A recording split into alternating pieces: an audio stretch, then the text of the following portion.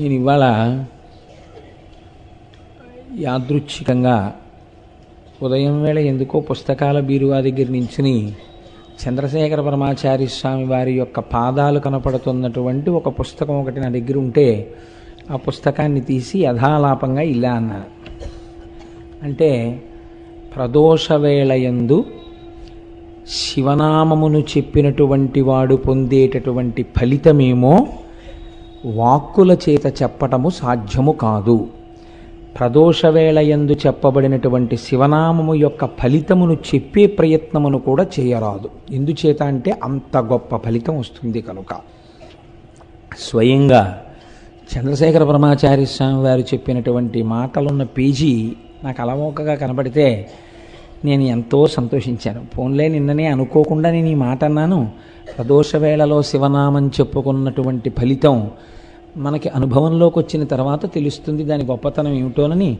ఇవాళ మనకి యాదృచ్ఛికంగా ఇది గురువుల నోటి వెంట వచ్చిన మాటగా పుస్తకంలో కనపడింది. ఇది చాలా ఆనందదాయకమైన విషయము అని అనుకున్నాను. కనుక మనం ఇప్పుడు చక్కగా సంతోషంతో పూనికతో భక్తితో ప్రదోషవేళ కనుక ఆ శివాష్టోత్తరాన్ని చదివి తదనంతరము ప్రవచనాన్ని ప్రారంభం చేసుకుందాం.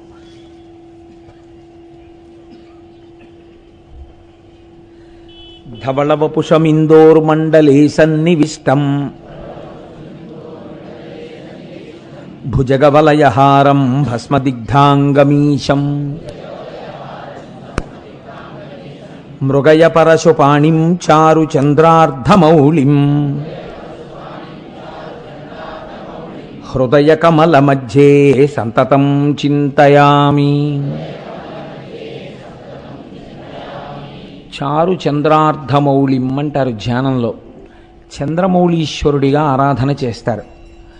4 వర్ణముల వారు సమస్త ఫలితములను పొందడానికి చంద్రమౌళీశ్వరారాధన చేయవలెను అని శాస్త్రం విధించింది. కనుక చంద్రమౌళీశ్వరారాధన చెయ్యడం కోసమని బహుశः నా ఊహ సత్యమైతే 1,00,000 ఇళ్లల్లో ఒక్క ఇంట్లోనైనా ఉండడానికి అవకాశం లేనటువంటి ఒక అత్యద్భుతమైనటువంటి పార్వతీ పరమేశ్వరుల యొక్క రూపంతో కూడిన మూర్తిని మహాశివరాత్రి నాడు 5 పైసలు ఖర్చు లేనటువంటి అద్భుతమైన చంద్రమౌళీశ్వరారాధన మనందరం కలిసి చేసుకుందాం. దానికి మనకి అపర భగీరథుడు గోపాలకృష్ణ గారు ఉండనే ఉన్నారు. ఆ కార్యక్రమాన్ని ఆయనకి చెప్పేస్తే ఆయనే తంటాలు పడి అన్నీ ఏర్పాట్లు చేసుకుంటారు. మనందరం హాయిగా కూర్చుని 5 పైసలు ఖర్చు లేకుండా అని నేను అనేశాను కాబట్టి ఇంకా దానికి ఏం ఉండదన్నమాట ఖర్చు. అలా చేసుకోవడం గోపాలకృష్ణ గారి బాధ్యత, ఇంకా మనకే సంబంధం లేదు. ఆయనకి నా ఎందున్న గౌరవం అటువంటిది. ఇంత మాట వీడన్నాడు ధూర్తతనంగా ఆయన అనుకోరు, దాన్ని అమలు చేయడానికి ప్రయత్నిస్తారు. కాబట్టి మహాశివరాత్రి నాడు అటువంటి మూర్తికి మనం ఆరాధన చేద్దాం. చారు చంద్రార్ధమౌళిం హృదయ కమల మధ్యే సంతతం చింతయామి. శివో మహేశ్వర శంభు పినాకీ శశిశేఖర వామదేవో విరూపాక్ష కపర్దీ నీలలోహిత శంకరశూలపాణిశ్చ ఖట్వాంగీ విష్ణువల్లభ శపి విష్ణోంబికానాథ శ్రీకంఠో భక్తవత్సల భవశర్వస్త్రిలోకేశ స్థితికంఠ శివాప్రియ ఉగ్ర కపాలీ కామారీ అంధకాసురసూదన గంగాధరో లలాటాక్షకాలకాల కృపానిధి భీమ పరశుహస్త మృగపాణిర్జటాధర కైలాసవాసీ కవచీ కఠోరస్త్రిపురాంతక వృషాంకో వృషభారూఢో భస్మోద్ధూళిత విగ్రహ సామప్రియ సర్వమయస్త్రయీమూర్తిరనీశ్వర సర్వజ్ఞ పరమాత్మా చ సోమసూర్య అగ్నిలోచన హవిర్యజ్ఞమయ సోమ పంచవక్త్ర సదాశివ విశ్వేశ్వరో వీరభద్రో గణనాథ ప్రజాపతి హిరణ్యరేతా దుర్ధర్షో గిరిశో గిరీశో నఘః భుజంగభూషణో భర్గో గిరిధన్వీ గిరిప్రియః కృత్తివాసాః పురారాతిర్భగవాన్ ప్రమదాధిపః మృత్యుంజయః సూక్ష్మతనుర్జగద్వ్యాపీ జగద్గురుః వ్యోమకేశో మహాసేన జనకశ్చారు విక్రమః రుద్రో భూతపతిస్థాణుర్రహిర్భూజ్ఞో దిగంబరః అష్టమూర్తిరనేకాత్మా సాత్వికः శుద్ధ విగ్రహः శాశ్వత ఖండపరశుః అజపాశ విమోచకః మృఢ పశుపతిర్దేవో మహాదేవో వ్యయో హరిః పూషదంతభిదవ్యగ్రో దక్షాద్ధర హరోహరః భగనేత్రభిదవ్యక్తః సహస్రాక్షः సహస్రపాత్ అపవర్గప్రదోనంతస్తారకః పరమేశ్వరః ఏవం శ్రీశంభుదేవస్య నామ్నామష్టోత్తరం శతం శ్రీశివాష్టోత్తరశతనామస్తోత్రం సమాప్తం.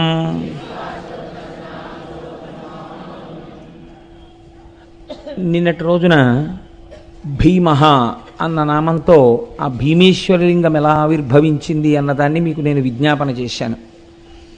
దాని యందు రెండు ఉంటాయి. ఒకటి, ఆయన అటువంటి గొప్ప శాసనాన్ని చెయ్యగలగడం, అటువంటి ప్రభంజనుడైనటువంటి వాయుదేవుడు మన శరీర కార్యములను నిర్వర్తించుట యందు ఎలా సహాయపడాలని శంకరుడు శాసనం చేస్తే ఔదల దాల్చి నిర్వహిస్తున్నాడో అంత గొప్పగా తన తేజస్సు చేత సమస్తాన్ని బూది చేయగలిగినటువంటి అగ్నిహోత్రుడు ఈశ్వర శాసనాన్ని ఔదల దాల్చి యజ్ఞమునందు హవ్యవాహనుడుగా, పితృకార్యముల యందు పిండమును తీసుకెళ్లేటటువంటి వాడిగా, అలాగే మన ఇంట్లో తెల్లవారి లేస్తే అన్నాన్ని పచనం చేసేవాడిగా, హవ్యం వహతి దేవానాం కవ్యం కవ్యాసినామపి పాకంచ కురుతే వహ్ని శంకరశైవ శాసనాత్ అని లింగపురాణంలోంచి అనుసంధానం చేసుకుంటూ మనం ఆయన ఎలా జగత్తుని శాసించగలిగినటువంటి వాడు అన్నదాని గురించి ఆ భీమేశ్వర నామంతో స్వామి ఆవిర్భవించినటువంటి స్వరూపం గురించి మీకు విజ్ఞాపన చేసి ఉన్నాను. ఇవాల్టి రోజున త్రయంబక క్షేత్రం గురించి, త్రయంబకేశ్వరుడి గురించి మీకు 4 మాటలు చెప్పేటటువంటి ప్రయత్నం చేస్తాను. త్రయంబకం గౌతమీతటే అని మనం అంటాం. అందులో సహ్యాద్రి శీర్షే విమలే వసంతం గోదావరీ తీర పవిత్ర దేశే యద్దర్శనాత్వాతకమిషునాశం ప్రయాతితం త్రయంబకమిషమీడే అని పిలుస్తారు. ఈశ్వర, ఓ త్రయంబకుడా, నిన్ను దర్శనము చేసినటువంటి వారిని రక్షించదవు, నిన్ను స్మరించిన వారిని, నిన్ను నమ్మిన వారిని సర్వకాలములయందు రక్షించేటటువంటి స్వరూపం ఉన్నవాడు. మీరు ఇక్కడ ఒక విషయాన్ని జ్ఞాపకం పెట్టుకోండి. మీరు ఇప్పటి వరకు విన్నటువంటి స్వయంభూలింగముల యొక్క విశేషము ఒకలా ఉంటుంది. త్రయంబకేశ్వరుడి దగ్గరికి వచ్చేటప్పటికీ ఇది ఒక్కటి ఒకలా ఉంటుంది. నా దృష్టిలో అయితే నేను దీన్ని వేరొక రకంగా భావన చేస్తాను, అది మీతో పంచుకునే ప్రయత్నం చేస్తాను. ఈశ్వర సౌలభ్యము ఎంత గొప్పదో ఒక మహాభక్తుడి యొక్క జీవితము కూడా అంతే గొప్పది. అది పవిత్రమైనటువంటి నది వంటిది భక్తుడి యొక్క జీవితం. ఈశ్వర కథ వినడం చేత ఈశ్వరుడు ఎక్కువ ప్రీతి చెందుతాడా? ఈశ్వరుణ్ణి నమ్ముకోవడం వల్ల నిరంతరము ఈశ్వరానుసంధానముగా జీవితం గడిపేటటువంటి ఒక పరమభక్తుడి యొక్క కథని వినడం వల్ల ఈశ్వరుడు ప్రీతి చెందుతాడా అంటే, ఈశ్వరుడు కేవలము భక్తుల యొక్క కథలు వినడము చేత మాత్రమే ద్విగుణీకృతమైనటువంటి ప్రేమని ఆవిష్కరిస్తాడు. పైగా మనం ఇవాళ వినేటటువంటిది కేవలం ఒక లింగము ఆవిర్భవించినటువంటి కథ కాదు. గౌతమ మహర్షి యొక్క జీవితాన్ని ఆయన యొక్క శీలాన్ని, ఆయన యొక్క గొప్పతనాన్ని మీరు ఒక్కసారి విహంగ వీక్షణంగా ఇందులో చూస్తారు. చూసినప్పుడు మీకు అసలు ఒక భక్తుని యొక్క జీవితము, ఒక మహాభక్తుని యొక్క చారిత్రము ఎలా ఉంటాయి అనేది మీకు బాగా అవగతమవుతుంది. మీరు చూడండి, ప్రపంచపటంలో ఉండేటటువంటి మిగిలిన దేశాలకి పేరు ప్రఖ్యాతులు ఏమైనా ఉండి ఉంటే దేనివల్ల వచ్చాయి? ఐశ్వర్యము చేత వచ్చి ఉండి ఉండవచ్చు, లేదా ఆ దేశాలలో ఉండేటటువంటి కొంతమంది విజ్ఞానులు కనిపెట్టిన కొన్ని విషయాల వల్ల వచ్చి ఉండవచ్చు. ఏదో ఈ రాకెట్ ప్రయోగించారు, లేకపోతే ఈ పెద్ద ల్యాబొరేటరీ ఉంది, లేకపోతే ఇక్కడ ఇలా బటన్ నొక్కితే ఇన్ని వేల కిలోమీటర్ల దూరంలో ఉండేటటువంటి ఒక దేశంలో ఉన్న లక్ష్యాన్ని ఛేదించగలిగినటువంటి క్షిపణి కనిపెట్టబడినదన్నటువంటి కీర్తి చేత ఆ దేశమునకు గౌరవం ఉండవచ్చు. కానీ భారతదేశము యొక్క పరిస్థితి పూర్తిగా భిన్నం. భారతదేశానికి గౌరవం దేనివల్ల అంటే భౌతికమైన సంపత్తి చేత భారతదేశము గౌరవింపబడలేదు. ఆ కోణంలో పరిశీలన చేస్తే అసలు భారతదేశం అంతటి ఐశ్వర్యవంతమైన దేశం మీకు ప్రపంచ పటంలో కనపడదు. ఒక్కొక్క మహారాజు గారిని చంపిన తరువాత ఒక్కొక్క కోటని కొన్ని నెలల పాటు దోచుకున్న ఐశ్వర్యం మిగిలిపోయింది. విజయనగర సామ్రాజ్య పతనం చదివితే కన్నుల నీరు కారుతుంది. 6 నెలలు దోచుకున్నారు విజయనగరం కోటని. అంత దోచుకున్నా ఇంకా ఎత్తుకెళ్ళడానికి ఐశ్వర్యం మిగిలింది. ఇక్కడి నుంచి ఎత్తుకుపోయింది కోహినూరు వజ్రం, ఇక్కడి నుంచి ఎత్తుకుపోయింది నెమలి సింహాసనం, ఇక్కడి నుంచి ఎత్తుకుపోయింది ఆయుర్వేదం, ఇక్కడి నుంచి ఎత్తుకుపోయింది అథర్వణ వేదంలో భాగాలు. అన్ని దేశాలకి ఇంకా పలకాబలపం పట్టుకోవడం రానటువంటి రోజులలో అద్భుతమైనటువంటి చారిత్రక సత్యములను కనిపెట్టినటువంటి దేశం ఈ దేశము. నాకు ఈ విషయం చెప్పినప్పుడు ఒక విషయం స్ఫురణలోకి వస్తోంది. నేను మొన్న అరుణాచలం వెళ్ళినప్పుడు విశాఖపట్నం నుంచి ఒక మెరైన్ ఇంజనీర్ సుబ్బారావు గారిని వారి భార్య గారు, నాకు పేరు సరిగ్గా జ్ఞాపకం ఉంటే ఆవిడ పేరు భవానీ, ఆవిడ కూడా మాతో పాటుగా వచ్చారు.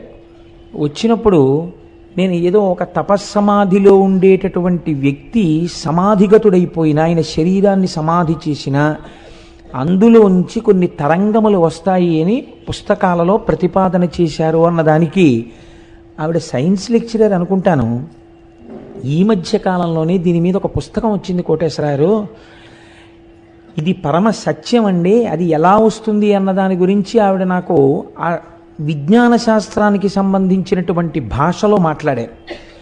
నేను నిజంగా మన వాళ్ళు ఎంత గొప్పవాళ్ళు అంటే ఆ తల్లి ఎంత జీర్ణం చేసుకున్నారో ఆవిడ అన్నారు. బహుశः మన దేశంలో పెద్దలు ఒక మాట చెప్తే ఇది ఇలాగే ఎందుకు పాటించాలి అని ధిక్కరించి అడగడం లేదేమోనండి. పూర్వం పెద్దలు చెప్పారంటే నమ్మడమే అని అనుకుని ఉంటారు. అందుకే దాన్ని కథలుగా చెప్పారు, శాసనాలుగా చెప్పారు తప్ప వివరణలు ఇవ్వలేదు. ఈ సూత్రాలనే ఇవాల్టి రోజున కొత్తగా కనిపెట్టబడినటువంటి విషయాలుగా విదేశాలలో చెప్పబడుతున్నాయి తప్ప ఇవి మన ఋషులు ఏనాడో దార్శనికులై చూసినవేనండి అన్నారు. నేను ఆ తల్లి యొక్క ఆ దర్శనానికి చాలా సంతోషించాను. మీరు చూడండి, మన దేశంలో కీర్తి దేని వలన వచ్చింది అంటే ఒక్క సత్యాన్ని పట్టుకొని అబద్ధం ఆడకుండా ఆడిన మాటకి నిలబడిపోయి జీవితంలో ఏవైనా పక్కన పెట్టి సత్యానికి కట్టుబడినటువంటి వాడు త్రిమూర్తులను కిందకి ఎలా దింపగలడో చూపించిన వాడు హరిశ్చంద్రుడు. భూతదయతో శిబిచక్రవర్తి దానం చేసి ఎనలేని కీర్తి ప్రతిష్టలను తీసుకొచ్చిన వాడు శిబిచక్రవర్తి. తనని తీసుకెళ్లి రాజు బంధించి కొరడాలతో కొడుతుంటే ప్రతిఘటించకుండా పరమేశ్వరుణ్ణి స్తోత్రం చేస్తే ఈశ్వరుడే వచ్చి విడిపించేటట్టుగా చేయగలిగిన ప్రజ్ఞ చూపించిన వాడు అన్నమాచార్యుల వారు. తన తలనే నరుకుతున్న శిష్యులు ప్రార్థన చేస్తే నరసింహావతారం వచ్చి శంకరాచార్యుల వారిని రక్షించినటువంటి కాపాలికుడి కథ కలిగినటువంటిది ఈ భరతభూమి. మీరు ఎన్ని రకాలుగా చూడండి, భగవంతుడి యొక్క ఉపాసనని, భగవంతుడి యొక్క శక్తిని 1కి 10 మార్లు నమ్మి ఆవిర్భవింపచేసి ఆవిష్కరింపచేసినటువంటి పుణ్యపురుషుల వల్ల ఈ దేశానికి ఇంత పేరు వచ్చింది తప్ప భౌతికమైనటువంటి సంపత్తి వల్ల పేరు రాలేదు. మనం ఎప్పుడూ ఇన్ని ఖనిజాలున్నా, ఇన్ని గనులున్నా, ఇంత తీర ప్రాంతం ఉన్నా, ఇన్ని సముద్రాలున్నా, ఇన్ని నదులున్నా పట్టించుకోకుండా నిరాడంబరంగా జీవితాన్ని గడపడానికి ఇష్టపడి భగవంతుణ్ణి చేరుకోవడం మనుష్య జన్మకి ప్రయోజనం తప్ప ఈ వనరులతో ఎంత భోగం అనుభవించవచ్చనేటటువంటి దృష్టికోణమే లేని దేశం బహుశः ప్రపంచ పటంలో ఉంటే ఒక్క భారతదేశమే. అంత గొప్ప దేశం ఈ దేశం. అందుకే ఇక్కడ భగవద్గీత పుట్టింది. ఇది కర్మభూమి. ఇక్కడ ఉపనిషత్తులు పుట్టాయి, ఇక్కడ వేదాలు పుట్టాయి. అంత క్రైస్తవ మతాధిపతి అయినటువంటి పోప్ జాన్ పాల్ II భారతదేశంలో విమానం ల్యాండ్ అయినప్పుడు ల్యాడర్ మించి మెట్లు కిందకి దిగి భరతమాత మీద కాలు పెట్టకుండా మోకాళ్ళ మీద వంగి ఈ దేశపు నేలని ముద్దు పెట్టుకొని భగవద్గీత పుట్టిన చోట, వేదాలు పుట్టిన చోట, ఉపనిషత్తులు పుట్టిన చోట లెక్క పెట్టడానికి వీలు లేనంత మంది మహాపురుషులు పుట్టి నాదోపాసనతో, వేదోపాసనతో, భక్త్యోపాసనతో, కర్మోపాసనతో ఈశ్వరుణ్ణి 1కి 10 మార్లు సాక్షాత్కరింపచేసినటువంటి భూమిని నా పాదంతో తాకడానికి నా మనసు ఒప్పలేదు, నాకు అర్హత లేదు, ముద్దాడి దిగుతున్నానని కాలు పెట్టాడు ఒక విదేశీ. ఈ జాతి ప్రతిష్ట ఎంత గొప్పదో దాన్ని మీరు ఆలోచించండి. అటువంటి జాతికి మనం వారసులం. అటువంటి పుణ్యభూమి మీద కాలు పెట్టి తిరుగాడుతున్నటువంటి అదృష్టవంతులం. విశేషించి ఆంధ్రదేశంలో ఉన్నవాడు ఒక్క రాత్రి నిద్రపోతే శ్రీశైలం వెళ్ళిపోతాడు. ఒక్క రాత్రి రైల్లో పడుకుంటే తెల్లవారేటప్పటికి వెంకటాచలం వెళ్ళిపోతాడు. ఎటైనా వెళ్ళగలడు. అనేకమైనటువంటి పుణ్యనదులతో త్రిలింగ దేశంలో మనం ఉంటున్నాం. మనంతటి భాగ్యవంతులు వేరొకరు ఉండరు. ఎన్ని జన్మల పుణ్యమో భౌతిక సంపత్తితో, అర్థం పర్థం లేని సుఖభావనతో, ఎప్పుడూ అనేక రకాలైనటువంటి కామ సంబంధమైనటువంటి విషయాలతో కొట్టుకుపోయేటటువంటి సంస్కృతి యందు పుట్టకుండా ప్రపంచపటంలో తెల్లవారి లేస్తే భగవన్మయంగా జీవితం గడిపేటటువంటి జీవగడ్డ యందు మనం పుట్టేటట్టుగా అనుగ్రహించినటువంటి ఈశ్వరుడికి మనం ఎన్ని ప్రణతులు ఇడాలి. నేను ఇవాళ ఎందుకు ఈ ఉపోద్ఘాతం మీతో విజ్ఞాపన చేయవలసి వచ్చిందంటే, మీరిప్పుడు వినబోయేటటువంటి త్రయంబకేశ్వర లింగం అటువంటిది. మీరు ఆ శివలింగము గొప్పదా, గౌతముడు గొప్పవాడా అని మీరు విచారణ చేస్తే, ఒకలా ఆలోచించి చూస్తే ఇక్కడ మాత్రం గౌతముడే గొప్పవాడు. ఇది అందుకే మిగిలినటువంటి లింగముల దగ్గర ఒక్క లింగం ఆవిర్భవించింది, 2 లింగములు ఆవిర్భవించాయి. త్రయంబకం విషయంలో అలా కాదు.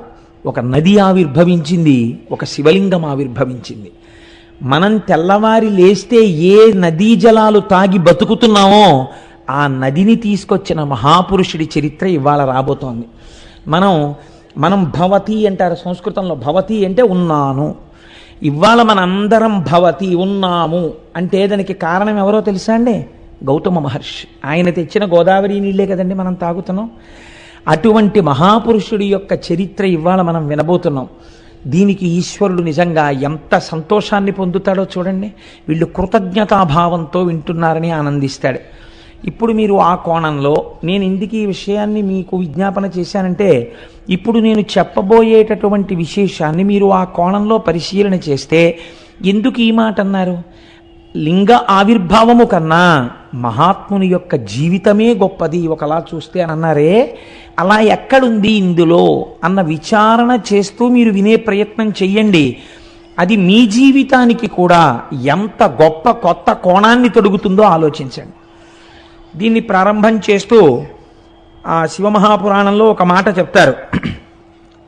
మునికులమందు గౌతముడమోఘ తపో విభవాజ్యుడై భృశంబనిశము శంభులింగనియ అనిశము శంభులింగ నియతార్చన సల్పుచు పత్నితో వసించను హరువొప్ప బ్రహ్మగిరి చేరువనొక్క వనస్థలంబునన్ అనువుగ శిష్యకోటి తన ఎండ పఠింపగ న్యాయశాస్త్రముల్.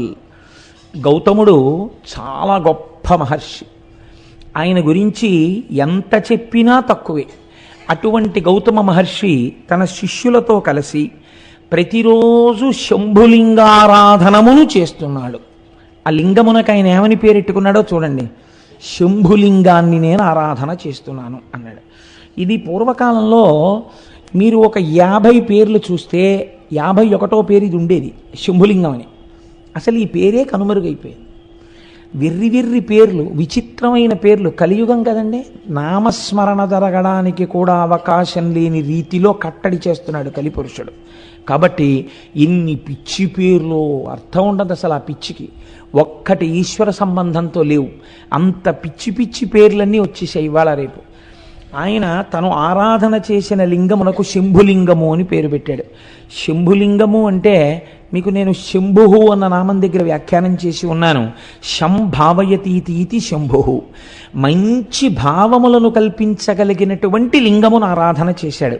కాబట్టి ఇప్పుడు ఆయన ఏం కోరుకుని ఉండాలి? మంచి భావనలను కోరుకుని ఉండాలి. ఏమిటా మంచి భావన? అటువంటి మహర్షి కోరుకునేది ఒక్కటే భావన, లోకమంతటినీ లోకేశ్వరుడిగా చూడడం, విశ్వాన్ని విశ్వేశ్వరుడిగా చూడడం.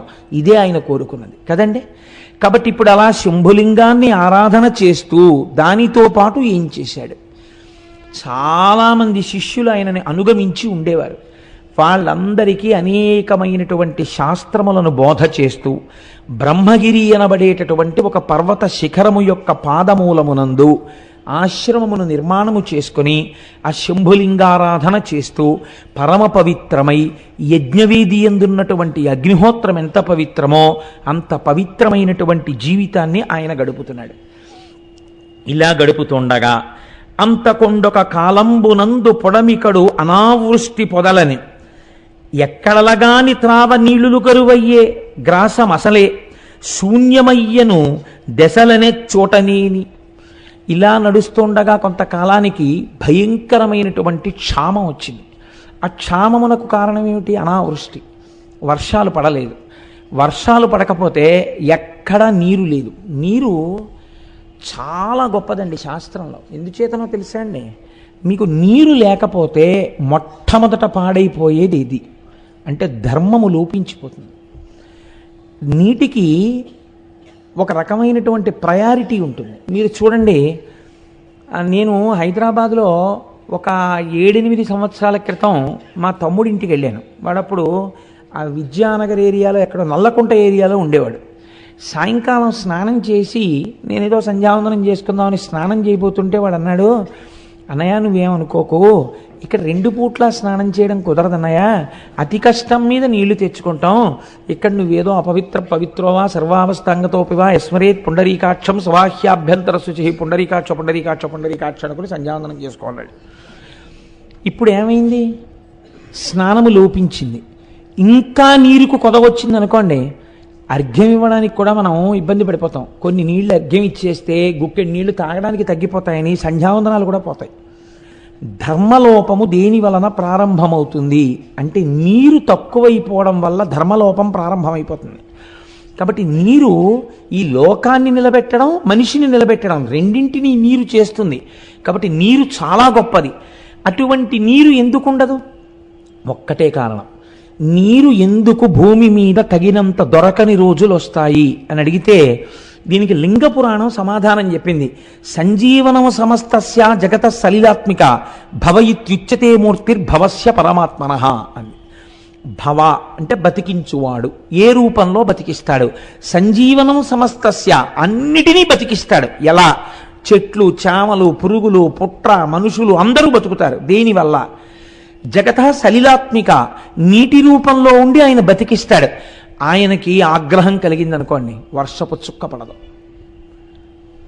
నాకు తెలిసి నేను ఉద్యోగంలో చేరినటువంటి ఒక 5-6 సంవత్సరాల వరకు కూడా మినరల్ వాటర్ బాటిల్ కొనుక్కోవడం అనేటటువంటిది తెలియదు అసలు. మినరల్ వాటర్ బాటిల్ కొనుక్కోవడం అనేటటువంటి సంప్రదాయం బహుశా నాకు తెలిసి ఒక 5-6 ఏళ్ల నుంచే బాగా వృద్ధిలోకి వచ్చిందేమో అనుకుంటున్నాను. నీళ్లు పడకపోవడం, అతిసారం రావడం, ఎక్కడ పడితే అక్కడ నీళ్లు తాక్కండి అనడం, ఆ లోపల ఎటువంటి నీళ్లు పోసినా ఏదో నమ్మేసో సీసా కొనుక్కోవడం, 15 రూపాయలు ఇచ్చి సీసాలు నీళ్లు 15 రూపాయలు అండి. ఎప్పుడైనా మన వెనకతరం వాళ్ళని అడగండి, ఈ సీసా నీళ్లు 15 రూపాయలు పెట్టి కొన్నామని వాళ్ళు తెల్లబోతారు. అసలు చలివేంద్రాలు పెట్టి ఎవరైనా ఇంటికి రాగానే ఏమంటే కొంచెం దాహం పుచ్చుకుంటారని మజ్జిగిచ్చినటువంటి గడ్డ మీద తాగడానికి నీళ్లు లేవు. నీళ్లు కొనుక్కుని తాగవలసినటువంటి రోజులు వచ్చాయంటే మనం ఎంతగా శివానుగ్రహానికి దూరం అయిపోతున్నామో ఆలోచించండి. ఒకనాడు కూడా ఇలాగే శివానుగ్రహానికి దూరం అయింది లోకం. అదే క్షామము అని పిలిచారు. దీన్ని మీరు త్రయంబకేశ్వర చరిత్ర యందు గట్టిగా పట్టుకోవాలి. అందుకే ఇప్పటికీ లోకమునందు నీరు లేకపోతే సహస్రఘటాభిషేకం అని పరమేశ్వరుడికి చేస్తారు. శివలింగానికి సహస్రఘటాభిషేకం చేస్తే మళ్ళీ వర్షాలు పడతాయని. కాబట్టి చూడండి, లోకంలో నీరు లేదు, క్షామం వచ్చేసింది, ఎక్కడ చూసినా అనావృష్టి. ఇటువంటి పరిస్థితులలో ఒక్కొక్కడు ఎక్కడ నీరు దొరుకుతుందో అక్కడికి వెళ్ళిపోతున్నాడు. వెళ్ళిపోయేటప్పుడు వేటిని వదిలేస్తున్నాడు? వజ్రాలు వదిలేస్తున్నాడు, బంగారం వదిలేస్తున్నాడు, పశువులు వదిలేస్తున్నాడు, గాజులు వదిలేస్తున్నాడు, ఇళ్ళు వదిలేస్తున్నాడు, అన్నీ వదిలేస్తున్నాడు. గుక్కెడు నీళ్లు దొరికే చోటుకి వెళ్ళిపోతున్నాడు. నీరంటే అంత తేలిక కాదండి. నేను నిడదవోలు షటిల్ చేసేవాడిని. నేను నిడదవోలు షటిల్ చేసే రోజుల్లో గోదావరి పుష్కరాలు వచ్చాయి.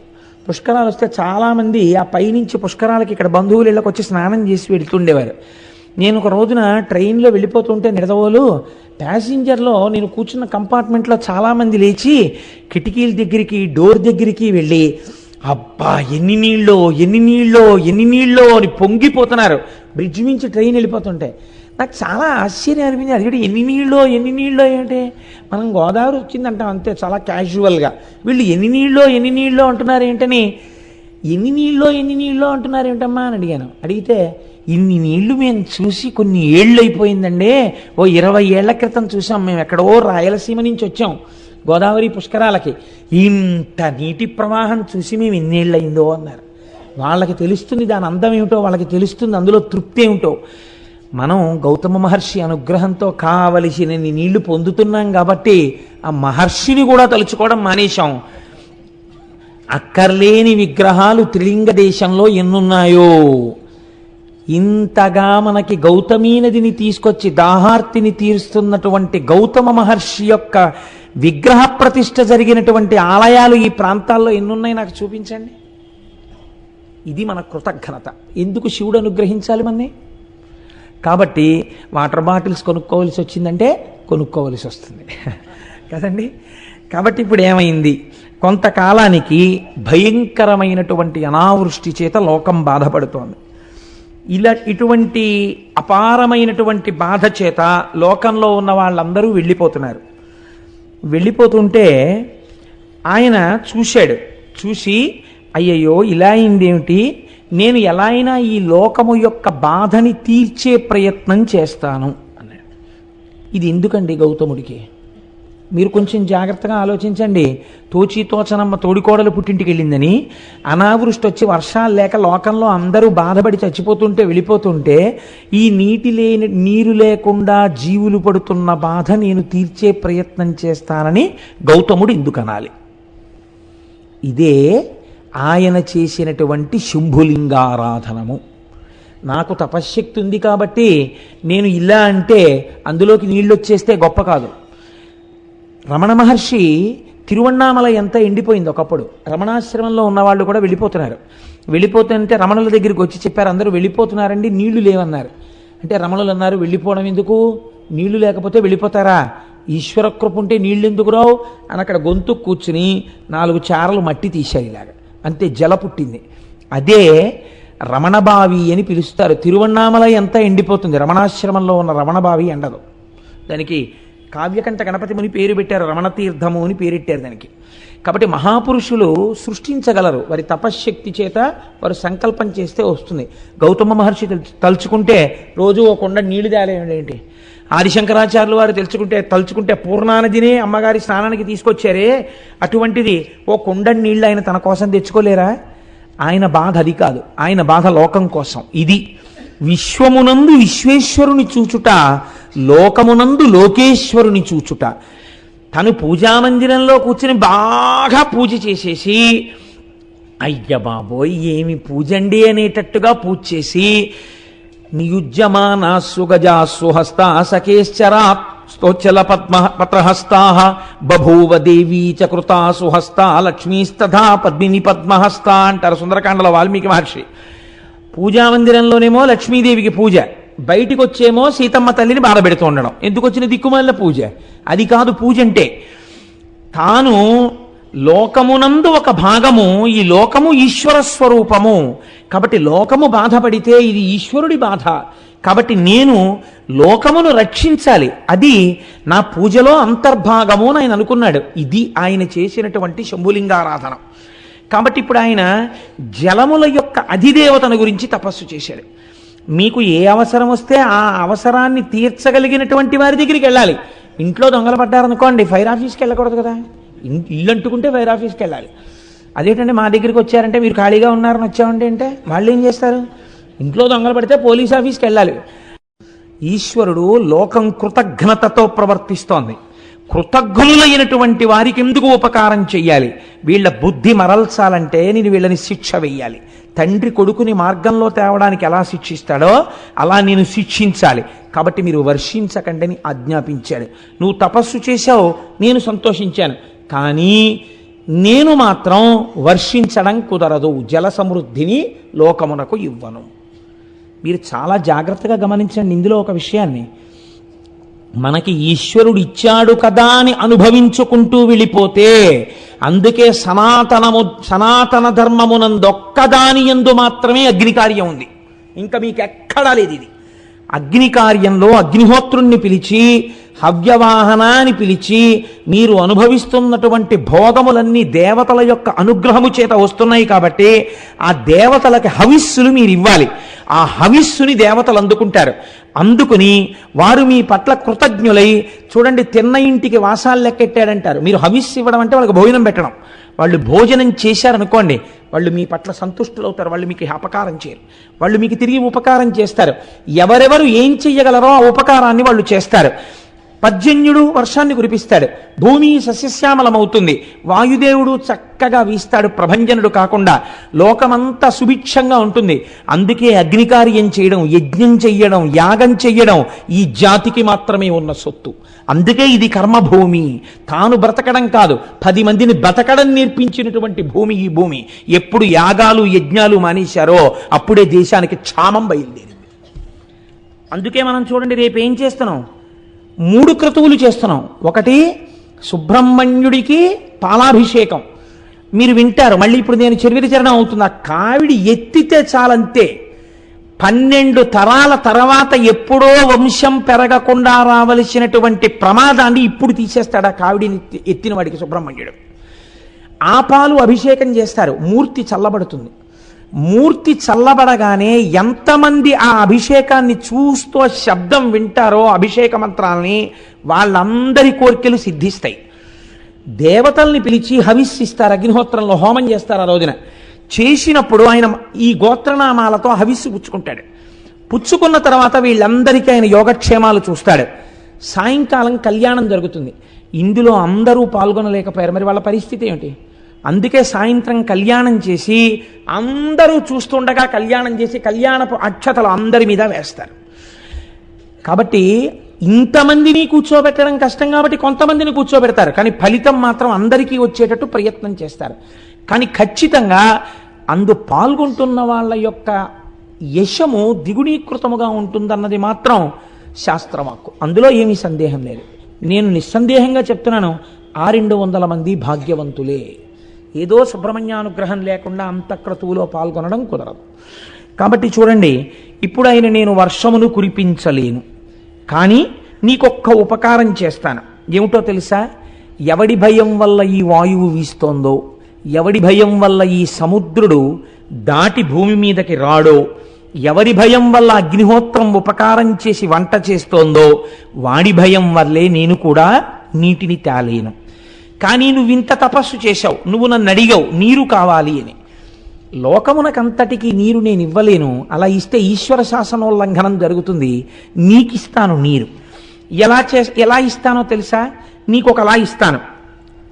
కావున నేను వృష్టికెటు గర్తను కాగల, ఒక్క గర్తమున్నీవిక త్రవ్వికొన్న అచట నీరము నించెద, జానుదగ్నమచ్చో వివిధౌషధీతతి బ్రను ఫల ద్రుమ కరంబదమున్ ముదంబు ఆవహిలంగ కూర్చికొనుము అరకయుండు జలంబులెప్పుడు. నా మీద పెట్టకు నీళ్లు తెమ్మని, నువ్వు ఒక చిన్న గుండంతవు, నేనేం చేస్తానో తెలుసా? అందులో నీళ్లు పోస్తాను. అప్పుడు నన్ను పరమశివుడు అడగలేడు, ఎందుకు ఇచ్చావు నీళ్లు నేను వద్దంటే అనలేడు. గౌతముడు మహానుభావుడు, తెల్లవారి నీలింగార్చనే చేస్తున్నాడు. కాబట్టి ఆయన అంత తపస్సు చేశాడు. ఆయనకి మాత్రం ఒక కుండంలో నీళ్లు పోశారని చెప్తాను. నువ్వు ఎంత కుండం తీయగలవో అంత కుండం తీ, నేను అందులోకి నీరు పోస్తాను, ఒక్క వరం ఇస్తాను. ఏమిటో తెలుసా? కుండం ఆరదు, అందులో ఎప్పుడు నీళ్లుంటాయి. ఇప్పుడు నువ్వేం చేస్తావో తెలుసా? నా మీద పెట్టకు, లోకాన్ని బతికిస్తానంటున్నావు కదా, నువ్వు మీ ఆవిడ కలిసి ఈ నీళ్ళన్నీ పట్టుకెళ్ళి ఎన్ని ఎకరాలకు పోయగలరో అన్నింటికి పోసుకోండి, ఎన్ని పంటలు పండించుకోగలరో పండించుకోండి, ఎంతమందికి అన్నం పెట్టగలరో పెట్టుకోండి. తడి ఉంటే కదా పంటలు పండుతాయి, తడు ఉంటే కదా దాహం తీరుతుంది. ఇందులో నీరు తరిగిపోకుండా నేను చూస్తా. ఈ నీటిని తోడి అన్ని ఎకరాల పంట పండించి అంతమందికి అన్నం నువ్వు పెట్టుకుంటావా? పెట్టుకో అన్నాడు. ఇప్పుడు ఏమనాలంటే గౌతముడు, బావ ఎందుకు వచ్చింది రండి, నేను మా ఆవిడ కలిసి ఇంట్లో పని పాడు అన్నీ మానేసుకుని తపస్సు మానేసి ఎకరాలకు ఎకరాలేమో ఈ నీళ్ళన్నీ పట్టుకెళ్ళి కుండలతో పోసి ఇవన్నీ సాగు చేసి చక్కగా అన్నీ తయారు చేసి రోజు వంట చేసి పెట్ట, వీళ్ళు వచ్చి తినా, ఎందుకు వచ్చిన ప్రారంభం, పోన్లేవా నువ్వు వర్షం కురిపించు, ఎప్పుడు పడితే అప్పుడే పడుతుంది వెళ్ళిరా అన్నాడు. ఆయన అన్నాడు, ఇంతకన్నా అదృష్టం ఎక్కడుంటుంది? నేననుకున్నాను లోకానికి జలవృష్టిని ఇప్పిద్దాం అనుకున్నాను, నువ్వేమన్నావు? కుండంలో నీరు పోస్తాను, పంట నువ్వు పండించి పెట్టన్నావు. ఎంత అదృష్టవంతున్నాయా! ఇంతమందికి అన్నం పెట్టే అదృష్టం దొరికితే ఇంతకన్నా నాకేం భాగ్యం కావాలి? తప్పకుండా అన్నాడు. ఇది వింటుంటే నాకు ఒక విషయం జ్ఞాపకానికి వస్తుంది. పూర్వకాలంలో పుట్టిన వాళ్ళే 12 మందో 14 మందో సంతానం ఉండేవారు. ఇంకా ఎప్పుడు బావగారి పిల్లలో మరిదిగారి పిల్లలో ఇంట్లో చదువుకునేవారు. ఇది కాక ఓ 2 3 పేద విద్యార్థులకి వారాలు అన్నం పెడుతుండేవారు. ఇంటికొచ్చిన అతిథిని మీరు ఎప్పుడు ఎడతారో అని మళ్ళీ అడగడం తెలియదు. వాళ్ళు నెలలు ఉంటుండేవారు, వాళ్ళకి వండి పెడుతుండేవారు. ఇన్ని చేస్తున్నా ఎంత సంతోషంగా వాళ్ళ జీవితాలు వెళ్ళిపోయాయో. ఒక్కనాడు లేదన్న బాధ లేకుండా వాళ్ళు సంతోషంగా గడిపేశారు. ఇంత అలిసిపోయేవారు, రాత్రి ఇలా వెళ్ళి పడుకోగానే నిద్రపోయేవారు, మళ్ళీ తెల్లవారు లేచేవారు, సంతోషంతో కార్యక్రమం చేసేవారు. ఇంతమందికి పెట్టగలిగిన చెయ్యిందని సంతోషించేవారు. అలా వాళ్ళ రోజులు వెళ్ళిపోయాయి. కాబట్టి ఇప్పుడు గౌతముడు చాలా సంతోషించాడు. తప్పకుండా నేను ఆ పని చేసుకుంటానన్నాడు. ఇప్పుడు వరుణుడు ఆ గుండంలో నీరు నింపాడు. ఇప్పుడు గౌతముడు ఏం చేశాడో మీరు అవధరించండి. నాకు నిజంగా ఆశ్చర్యంగా ఉంటుంది ఇది చదువుతుంటే. ఇది చదివినంత తేలిగ్గా విన్నంత తేలిగ్గా ఉండదు. మీరు మనసులో ఒక్కసారి భావన చెయ్యండి ఆయన ఉదారత. ఇదంతా ఎవరెవరు చేశారు? ఆయన భార్య అంతే. అహల్య ఎవరో తెలుసా అండి? బ్రహ్మగారికి ఒక కోరిక పుట్టింది. ఇప్పటి వరకు ప్రపంచంలో పుట్టనంత సౌందర్య రాశిని ఒక దాన్ని నేను సృష్టిస్తానని సృష్టిస్తే ఆవిడే అహల్య. ఇంద్రుడంతటి వాడు మోహపడ్డాడు ఆవిడ కోసం. అటువంటి అహల్య అంత సౌందర్య రాశి ఈ నీళ్లు కావిళ్ళలో ఎత్తుకుని 1 ఎకరమా 2 ఎకరాలా 100 ఎకరాలకి నీళ్లు పోసి సాగు చేయడం ఏమీ కర్మ. వాళ్ళు అనుకున్నారు ఇలా ముక్కు మూసుకుని తపస్సు చేయడం కాదు, లోకాన్ని బతికించడం జీవితం అన్నారు. ఇక్కడే మీకు ఒక తేడా వస్తుంది. మిగిలిన ప్రపంచ దేశాలు అన్నాయే మాకుంది కాబట్టి మేము సేవ చేస్తున్నాం అన్నారు. వాళ్ళు సేవ అన్న మాట వాడారు. మన వాళ్ళు ఆ మాట వాడలేదు. ఇది లోకేశ్వరోపాసన అన్నారు వాళ్ళు. ఇది మేము సేవ చేయట్లేదు, మేము లోకమనందు ఈశ్వరుణ్ణి చూసి ఈశ్వరుణ్ణి ఆరాధిస్తున్నాం ఈ రూపంలో. అందుకే మన వాళ్ళు ఇచ్చినవాడు పుచ్చుకున్నవాడికి దండం పెట్టడు, ఇస్తున్నవాడు పుచ్చుకున్నవాడికి దండం పెడతాడు. పుచ్చుకున్నవాడు ఇచ్చినవాడికి దండం పెట్టాలా, ఇచ్చేవాడు పుచ్చుకున్నవాడికి దండం పెట్టాలా? పుచ్చుకున్నవాడికే పెడతాడు. అందుకే చూడండి, దానం చేసి పుచ్చుకున్నవాడికి దండం పెడతారు. ఎందుకు పెడతారు? నువ్వు పుచ్చుకోకపోతే నాకు ఊర్ధ్వలోకాల్లో కావలసిన పుణ్యం ఎక్కడి నుంచి వస్తుంది? భవతే విష్ణుస్వరూపాయతే తత్ ప్రామాణ్య విధే త్రిపాదస్య ధరణిం దాస్యామి అంటారు. భవతే విష్ణుస్వరూపాయతే, ఆ ఈశ్వరుడు ఆ విష్ణు భగవానుడు నన్ను ఉద్ధరించడం కోసమని, నన్ను నాయందు పుణ్యమును పెంచడం కోసమని ఈ రూపంతో వచ్చి ఎదురుగుండా నిలబడి నా దగ్గర పుచ్చుకుని నాకు పుణ్యం ఇచ్చాడు. కాబట్టి నీకే నా నమస్కారం అని నమస్కరించింది ఈ జాతి. ఇంత సంస్కార బలంతో సేవించడం ఏ దేశానికి తెలియదు. వాతలు పెట్టుకుని అవసరంగా మన వాళ్ళు లేనిపోని గొంతెచ్చుకుంటారు. ఇది మన జాతికి చెందిన ఉపాసన. అలాంటి పిచ్చి పిచ్చి మాటలు ఈ జాతి సంస్కారంలోనే లేవు. మాకుంది, మేము ఎవడికో పెడుతున్నాం, మేము అలాంటి సేవలు చేసాం, ఇలాంటి సేవలు చేసాం, పేపర్లలో వేసుకోవడం, ఇది ఈ జాతి సంస్కారము కాదు. ఈ చేత్తో ఇచ్చింది ఈ చేతికి తెలియదు. అంత గుప్తమైన దానాలు చేశారు, అంత అందంగా చేసేశారు. కృష్ణదేవరాయల వారు ఎక్కడికి వెళ్ళినా ఎన్ని చేశాడో మహానుభావుడు. ఎక్కడో సింహాచలం పెడితే ఓ చోట ఓ గోడ మీద ఇలా ఉంటుంది అంతే. ఇన్ని పచ్చల పథకాలు, ఇన్ని మణులు, ఇన్ని ఇచ్చాడు అంతే, బస్. ఇంకెక్కడా కనపడదు. ఇంత మిట్టు గుళ్ళో కట్టిస్తే కీర్తిశేషులు ఫలానా వాడి ఫలానా ఆవిడ యొక్క కుమారుడైన ఫలానా వాడు అదేంటి మళ్ళీ బ్రాకెట్లో వీడు ఎప్పుడో 20 ఏళ్ల క్రితం చేశాడు దిక్కుమాలిన ఉద్యోగం ఒకటి, రిటైర్డ్ సో అండ్ సో, ఈ మెట్టును బహూకరించినారు అని వీడి పేరు కొన్ని వేల మంది తొక్కుతూ ఉండాలి. ఎంత కీర్తి కండుతో! అది ఈ జాతికి ఉన్నటువంటి దురద కాదు. గుప్తంగా దానం చేయడం ఈశ్వరోపాసనగా లోకాన్ని సేవించడం. కాబట్టి ఇప్పుడు గౌతముడు ఏం చేశాడు? అనిరళఘన సుగంధాఢ్యమరవి అరంద విష్యంద సుందర కుసుమ కుంద కుటజ మందార మాధవి మాలతి వకుళ చంపక కరవీర కేతకుల తతుల పరిపక్వ ఫల రాజి భాసుర సహకార దాడిమ ద్రాక్ష బదురుల పంక్తి ఫనస ఖర్జూర శ్రీఫల జంబు జంబీర లికుచ బీజాపూర నికురములను మిండుగా బండి చెన్నార మీరు వ్రీహి యవతి లాఢక చనక్రపి యంగుమాష రాజమాష మసుర ముద్గ రాజియాన నాళ గోధూమ తితతి ఘనముదనరే దోస వంగ అరటి దొండ కాకర పొట్ల సొర బీర చిక్కుడు ఉసిరిక వెలగ కరివేప ఆవయు మరిచ మార్ధ్రకమును బెండ గుమ్మడియును పెండలము కంద చేమయు చిలకండ నామాత్రము కామ్రమములు నారింజక జీరము చిర్రి పొన్నగంటియు బుద్ధి పులిచింత తింత్రిని గోగు జీవంతియు రేగు మునగ ములక మిరపకయు జుశ్రకాకినులు బత్సలియును చెమ్మయున్ బడమ మయును నాగ వల్లి లతలను క్రమములుగా వంగతతులు నారికడము లేలలు బలు తీరులలరే.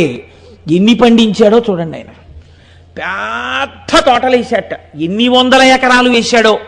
ఆయన భార్య కలిసి నీళ్లు పట్టుకెళ్ళి సేద్యం చేసి ఇవన్నీ పండించారు. ఎంత లిస్ట్ ఇచ్చాడో మహానుభావుడు. పువ్వులు కూడా పెంచారు వాళ్ళు. అయ్యయ్యో 5వ తనానికి చిహ్నం కదా, పువ్వులు ముడుచుకోవాలి, ఇంటికి వచ్చినటువంటి ఆడబడుచుకి పువ్వులు ఇవ్వాలి, అందుకని పువ్వులు ఉండాలి, పూజ చేసుకుంటే పువ్వులు ఉండాలి.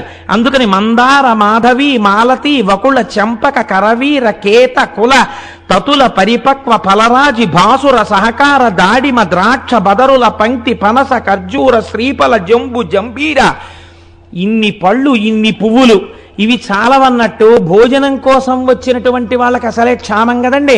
ఏదో ఓ పప్పు, ఓ కూర, ఓ పచ్చడి, ఓ పులుసుతో సరిపెట్టుకోండి అనకుండా దోస వంగ అరటి దొండ కాకర పొట్ల సొర బీర చిక్కుడు ఉసిరిక వెలగ కరివేప ఆవయు మరిచ మార్ద్రకమును బెండ గుమ్మడియును పెండలంబు కంద చేమయు చిలకడము నామ్రతకామ్రమములు నారింజ జీరకము చిర్రి పొన్నగంటియు బొద్ది పులిచింత తింత్రిని గోగు జీవంతియు రేగు మునగ ములక మిరపయు.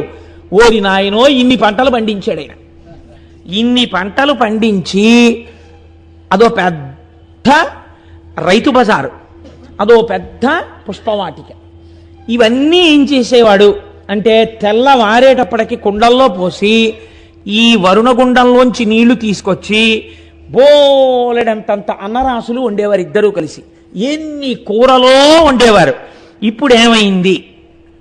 అందరికీ తెలిసింది. అక్కడ వరుణగుండం ఉందిట, అందులో నీళ్ళెట్టుకెళ్ళి వండుకోండమ్మా అనర్త. ఏం చేస్తారో తెలుసా? అహల్య గౌతముడు పొయ్యూది వండుతారట. ఆయన తపస్సు అటువంటిది. అగ్నిహోత్రులు అలా పనిచేశాడు ఆయన దగ్గర. హాయిగా వండుతారట. మీరు సంధ్యావందనం చేసుకుని పూజ చేసుకుని రండి, భోజనాలు వడ్డించేస్తామంటారట. మధ్యాహ్నం మనం వెళ్ళేటప్పటికి ఎన్ని వేల మందికైనా వడ్డన చేసేస్తారట. కాబట్టి ఇప్పుడు ఏమైంది? రాను రాను రాను రాను రాను రాను ఆ ఆశ్రమానికి క్షామంలో అసలు దొరకడమే కష్టం. అంటే ఉచిత భోజన పథకం ఏమీ బాధ లేదు, దానికేం కార్డు ఉండక్కర్లేదు, అక్కడికి వెళ్ళిపోతే చాలు పెట్టేస్తారు. కాబట్టి ఇప్పుడు వీళ్ళందరూ ఏం చేశారు అంటే వీళ్ళందరూ గౌతమ మహర్షి ఆశ్రమానికి వెళ్ళి చక్కగా ఆ పెట్టినటువంటి పదార్థాలన్నింటినీ తినడం ప్రారంభం చేశారు. పోనీ అక్కడతో వాళ్ళు తృప్తి పడి తిని వెళ్ళిపోతున్నారని మీరు అనుకుంటున్నారా? అంటే స్వార్థ చింతన అన్నది లోకంలో ఎలా ఉంటుందో చూడండి. ఇందులో మళ్ళీ గౌతమ మహర్షి పెడితే తినేవాళ్ళే ఇందరూ. ఒక్కడికి ఇందులో ఏం గొప్పతనంతో తను సొంతంగా ఆ సోలడ అన్నం వండగలిగినటువంటి వాడు లేడు, చుక్క నీళ్లు తాగలిగిన వాడు లేడు. కానీ ఈ కీర్తిలో వాటాలు కావాలి. అందుకని ఎవరనుకుంటున్నారా? గౌతముడు మా మేనమామకి వేలు విడిచిన బావమరిది తోడలుడండి. ఎంత అందంగా దిప్పి పొడిచారో తెలుసా అండి లోకం తీరుని. తన తాతకు తమ్ముని కొమరుడు ఒకడొచ్చి అన్నట్ట, నా తాతకి తమ్ముని కొమరుడు అండి గౌతముడు. సంబంధం కలుపుకున్నాడు ఆయన. తన తాతకు తమ్ముని కొమరుని కొడుకంచు ఒక్కండు కూడవచ్చే తన తండ్రి ఎల్లుని చెల్లిటికి మేటి మరదియం చొక్కండు తరలివచ్చే తన మేనమావ వదిన ఎల్లుని బావగారని యొక్కండు కలియవచ్చ తన తోడి ఎల్లుని తండ్రికి మేనయల్లుడంచును ఒక్కడు అరసి డాసే ఇట్లు చుట్టరింకంబుల ఎరుగ చెప్పికొనుచు గుంపులై మునికులజులు ఆండ్రు బిడ్డలతో గౌతమాశ్రమంబు వెదుకుకొనుచు వచ్చిరంతయు విందుమీర. రకరకాల సంబంధాలు పెట్టుకున్నారు ఆయనతో. ఏమిటా అనుబంధం గౌతమ మహర్షికి కూడా తెలియదేమో ఇంతమంది చుట్టాలున్నారని. వీళ్ళు ఎప్పుడన్నా కనపడ్డారా గౌతమ మహర్షికి? ఎప్పుడూ కనపడలేదు. ఎప్పుడు వచ్చారు వీళ్ళందరూ? ఇప్పుడు క్షామం కదా లోకంలో. అందుకని ఎంతంత దూరపు చుట్టరికాలని ఎంతంత దగ్గరగా చెప్పారో చూడండి. చెప్పి వీళ్ళందరూ దగ్గర చేరారు. వయసి గతే కక్కామ వికార శుష్కే నీరే కక్కాసార క్షీణే విత్తే కప్పరివారో జ్ఞాతే తత్వే కస్సంసార అంటారు శంకరాచార్యుల వారు. ఇప్పుడు వీళ్ళందరూ చేస్తున్నదేమి? నా భాషలో చెప్పాలంటే పడి తింటున్నారు కదండి. మనకు ఒక మాట ఉంది శాస్త్రంలో, అలా పడి తింటున్నారు ఏమిటండి అంటారు. తగినంత ప్రయోజనము లేకుండా పెడుతున్నారు కదా అని తినేసేటటువంటి వాళ్ళు ఉన్న కొంప వృద్ధిలోకి రాదు కదండి.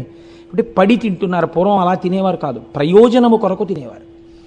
కాబట్టి అలా అనవసరంగా గుక్కెడు నీళ్లు వేరొక ఇంట తాగేవారు కాదు. ఆ ఇల్లు వృద్ధిలోకి రాదు. దొంగలు వచ్చిన ఇల్లు ఎలా పాడవుతుందో అర్థం లేకుండా చుట్టాల దాడి జరిగిన ఇల్లు కూడా అలాగే పాడవుతుంది. అందుకని అన్ని వేళలా అందరినీ అలా కూర్చోబెట్టుకోవడం కూడా దోషమే నన్ను అడిగితే. కాబట్టి ఏమైంది, ఇంతమంది వచ్చి చేరారు గౌతముడి దగ్గరికి.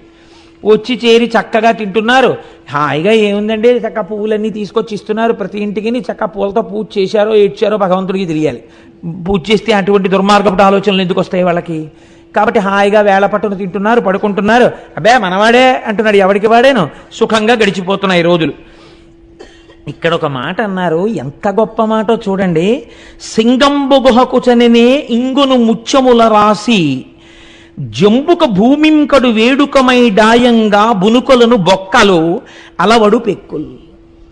మీరు సింహం ఉండేటటువంటి గుహలోకి వెళ్ళారనుకోండి, ముత్యాలు దొరుకుతాయి. ఎందుకంటే అది ఏనుగుని ఈడ్చుకొచ్చి కుంభస్థలాన్ని బదలగొట్టి తింటుంది కాబట్టి. ముత్యములు దొరికేటటువంటి వాటిల్లో ఏనుగు కుంభస్థలం ఒకటి కాబట్టి ముత్యాలు దొరుకుతాయి.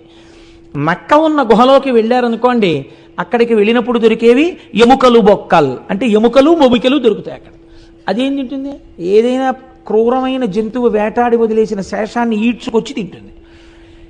ఎక్కడికి వెడితే ఏం దొరుకుతాయో అక్కడికి వెళ్ళినప్పుడు అవి దొరకడం ఆ యొక్క ప్రాంత లక్షణం. గౌతముడి దగ్గరికి వెళ్ళినటువంటి వాడికి అటువంటివే దొరికాయి. అయితే మీరు ఒక్కటి ఆలోచించండి. ఇప్పుడు గౌతముడి దగ్గర చేరిన వాళ్ళల్లో రెండు వర్గాలు ఉన్నాయి. ఒకళ్ళు ఈ బంధుత్వం కలుపుకొని వచ్చిన వాళ్ళందరూ అన్నం కోసం వచ్చారు. వాళ్ళకి గౌతముడి తపస్సు కానీ, గౌతముడి మీద భక్తి కానీ, గౌతముడి దగ్గర ఏదో తెలుసుకోవాలన్న కుతూహలం కానీ లేవు. శిష్యులు ఉన్నారు కొంతమంది మొట్టమొదటి నుంచి. వాళ్ళు దేనికి ఉన్నారు? వాళ్ళు గౌతముడి దగ్గర శాస్త్రం నేర్చుకోవడానికి, భగవంతుడి గురించి తెలుసుకోవడానికి ఉన్నారు. ఇప్పుడు పొడమి విజితేంద్రియుడు, దయాళుడును, మదములేనివాడు, ఉపకారి, ఈ నలుగురు స్తంభముల ఎట్లు దాల్తురు సతత మోపి ఈ జగంబు సంధియమింతలేదు అన్నారు. ఈ జగత్తనబడేటటువంటి భవనము 4 స్తంభాల మీద నిలబడి ఉంది. ఈ నలుగురు ఎవరో తెలుసా? పుడమి విజితేంద్రియుండు. ఇంద్రియములను గెలిచినటువంటి మహాపురుషుడు ఎక్కడో ఒక్కడుంటాడు, ఒక చంద్రశేఖర పరమాచార్య స్వామి వంటి వారు. అటువంటి మహాపురుషుడి యొక్క పేరు స్మరింపబడినంత కాలం కూడా స్తంభంగా ఈ భూమిని కాపాడుతుంది. 2, దయాళుడును, అపారమైనటువంటి భూతదయ కలిగినటువంటి వాడు, అన్ని ప్రాణుల యందు ఈశ్వరుణ్ణి చూడగలిగినటువంటి వాడు. ఆయన ఒక స్తంభం ఈ భూమిని నిలబెట్టడానికి. మదము లేనివాడు, అహంకారం లేనివాడు, ఉపకారి, వేరొకటికి ఉపకారం చేసేవాడు. ఈ నలుగురే ఈ భూమండలాన్ని నిలబెడుతున్న స్తంభములు. మిగిలిన వాళ్ళు దీనిలోకి వచ్చిపోతున్న వాళ్ళు. కాబట్టి ఇలా జరుగుతుండగా కొంతకాలానికి ఒక విచిత్రం జరిగింది గౌతమాశ్రమంలో. బహుకాలం బిటులేగెనొక్క దివస ప్రాహ్నంబునన్ గౌతమ ద్రుహిణుండీశ్వర పూజకై సలిలముం తొట్టెన్ డనాన్ శిష్యులున్ రహిమీరన్ కలశంబులన్ కొని సరోరాజంబు చేరంగా పోనహివేణుల్ ముని భార్యలప్పుడే జలంబాడంగ విచ్చేయుడు. ఒకరోజు తెల్లవారుజామున గౌతమ మహర్షి శివలింగానికి అభిషేకం చెయ్యాలి, సంధ్యావందనం చేసుకోవాలి. ఒక పాత్ర ఒకదాన్ని శిష్యులకిచ్చి, ఒరే నాన్న వరుణగుండంలోకి వెళ్ళి నీళ్లు పట్టరండ్రా, నేను సంధ్యావందనం చేసుకుని శివలింగానికి అభిషేకం చేసుకుంటాను అన్నాడు. వాళ్ళు ఆ కుండ పట్టుకుని నీళ్లు తేవడానికి వెళ్ళారు. అదే సమయానికి మిగిలినటువంటి మునుల యొక్క భార్యలు అక్కడికి స్నానం చేయడానికి వచ్చారు. ఈ వీళ్ళన్నారు, ఆడవాళ్ళు స్నానం చేయడానికి వచ్చినప్పుడు వాళ్ళు స్నానం చేశాక పట్టుకుందాని లేని అక్కడ నిలబడడం బ్రహ్మచారికి దోషం అవుతుంది. కాబట్టి ఒక్కసారి మీరు పక్కకుండమ్మా, నీళ్లు పట్టుకుని మేము వెళ్ళిపోతామన్నారు వాళ్ళు. కానీ ఆ గౌతమ శిష్యులాముని సతీకాండంబుతో ఒక్క ప్రక్కన చేరుండు ఘనుండు దేశికుడు వేగన్ పూజకై తీర్థమున్ కొనితే రన్మము పంచెనట్లు కదక అట్లుదకమున్ గొంపోవలెన్ తల్లులన్నను నవ్వారలటుల్ తొలగంగ కడున్ గర్వం బఖర్వంబుగాన్. అమ్మలారా, దేశికుడు మా గురువు మమ్మల్ని కుండతో నీళ్లు తెమ్మన్నాడు సంధ్యావందనానికి, లింగాభిషేకానికి. మీరు ఒక్కసారి అలా ప్రక్కకి తొలగితే మేము ఆ నీళ్లు పట్టుకుని వెళ్ళిపోతామమ్మా అన్నారు వాళ్ళు. అనేటప్పటికీ వాళ్ళు అన్నారు, మీకు ఎంత మిడిసిపాటు వచ్చిందిరా, మీకెంత గర్వం వచ్చిందిరా, మునిపత్నులం మేము స్నానానికి వచ్చామా? మా స్నానం కన్నా గౌతముడికి సంధ్యావందనమును అభిషేకం ఎక్కువయ్యాయా? ముందు గౌతముడికి నీళ్ళు వెళ్ళాలా ఇక్కడి నుంచి? అంత గర్వం వచ్చిందా గౌతముడికి అంటే? చూశారా, ఇంటి యజమాని అన్నం తిన్న తరువాత విదిల్చినటువంటి చేతి ఎంగిలి మెతుకులు తిన్న కాకి బలిసి యజమాని తల మీద తంతే ఎలా ఉంటుందో వీళ్ళ బ్రతుకులు అలా ఉన్నాయి. కాబట్టి ఇప్పుడు ఈ మాట అన్నారు అని వాళ్ళు చరచరా అక్కడి నుంచి బయలుదేరి తమ భర్తల దగ్గరికి వెళ్ళేటటువంటి ప్రయత్నం చేస్తున్నారు. చనుండు మీరలిక సత్వరమేమిటి దీర్ఘమాడి నీళ్లను కొనిపోవగావలే జలం వనరింపకొడల్పలుయిరు మీ ఘనత నిరుంగకిట్లు పలుకం దొరకంటి రణంగ వారలం తనిచని ఆశ్రమమునకుంత గురురజ్ఞికి చెప్పెనాపయున్. ఇంతంత అహంకారం ఏమిట్రా మీకు? మేము ఇక్కడ స్నానం చెయ్యాలి, అభిషేకమా సంధ్యావందనమా? అంత గొప్పవాడైపోయాడు గౌతముడు, పొండవతలకన్నాడు. వాళ్ళు చిన్నబుచ్చుకుని నీళ్ల కొండని నీటితో తేకుండా ఖాళీ కుండతో తిరిగి వచ్చారు.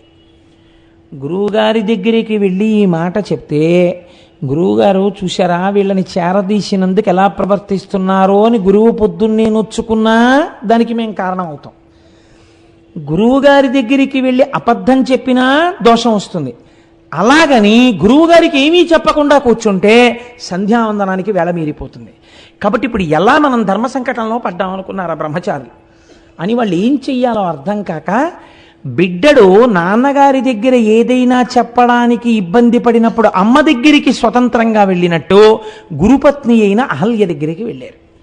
అమ్మ, గురువుగారు నీళ్లు తెమ్మన్నారమ్మా, మేము అక్కడికి వెడితే వాళ్ళు స్నానాలు చేస్తామంటున్నారు, మేము అక్కడ ఎలా నిలబడతామమ్మా? వాళ్ళు మునిపత్నులు, వాళ్ళు స్నానం చేస్తుంటే అయ్యే వరకు మేము అక్కడ నిలబడితే అది చాలా అసహ్యంగా ఉంటుంది, మేము బ్రహ్మచారులం అలా నిలబడకూడదు.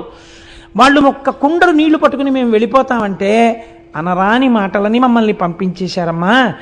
ఇప్పుడు గురువుగారి దగ్గరికి ఖాళీ కుండతో ఎలా వెళ్ళడము అని బెంగ పెట్టుకున్నామమ్మా అని చెప్పారు వాళ్ళు. వాళ్ళు ఎంత ధార్మికమైన నడువడితో ఉన్న బ్రహ్మచారులో చూడండి. అందుకే నేనన్నా అక్కడ 2 వర్గముల మనుషులు ఉన్నారు అని. ఇప్పుడు ఆవిడేం చేసింది? అహల్య. ఇప్పుడు ఇంతమందికి ఇంత నోరుంటే ఆవిడకు ఉండక్కర్లేదు ఏంటండి? ఆవిడ కూడా వెళ్ళి, మీ ఆయన తీసుకొచ్చాడా ఈ గుండం, మీ ఆయన తీసుకొచ్చాడా ఈ నీళ్లు, కష్టపడింది ఆయన, తెల్లారు లేస్తే ఆయన మోచేతి నీళ్లు తాగుతున్నారు మీరు మీ భర్తలను, ఆయన అభిషేకానికి నీళ్లు పట్టుకెళ్ళొద్దనడానికి మీనెవరు అని వీధి కొళాయి దగ్గర జట్టీలాడుకున్నట్టు దెబ్బలాడుకోవచ్చు. అలా దెబ్బలాడితే ఆవిడ మహాపతివ్రత అహల్య ఎందుకు అవుతుందండి? కావలసింది ఇప్పుడు ఏమిటి?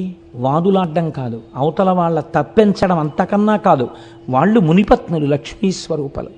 ముందు భార్యగా తన ధర్మమేమి వేళ మీరిపోకుండా భర్త సంధ్యావందనం చేసుకోవడానికి నీళ్ళు ఇచ్చేయాలి, అది భార్యాధర్మం. కాబట్టి ఇప్పుడు ఆవిడ ఏం చేసింది?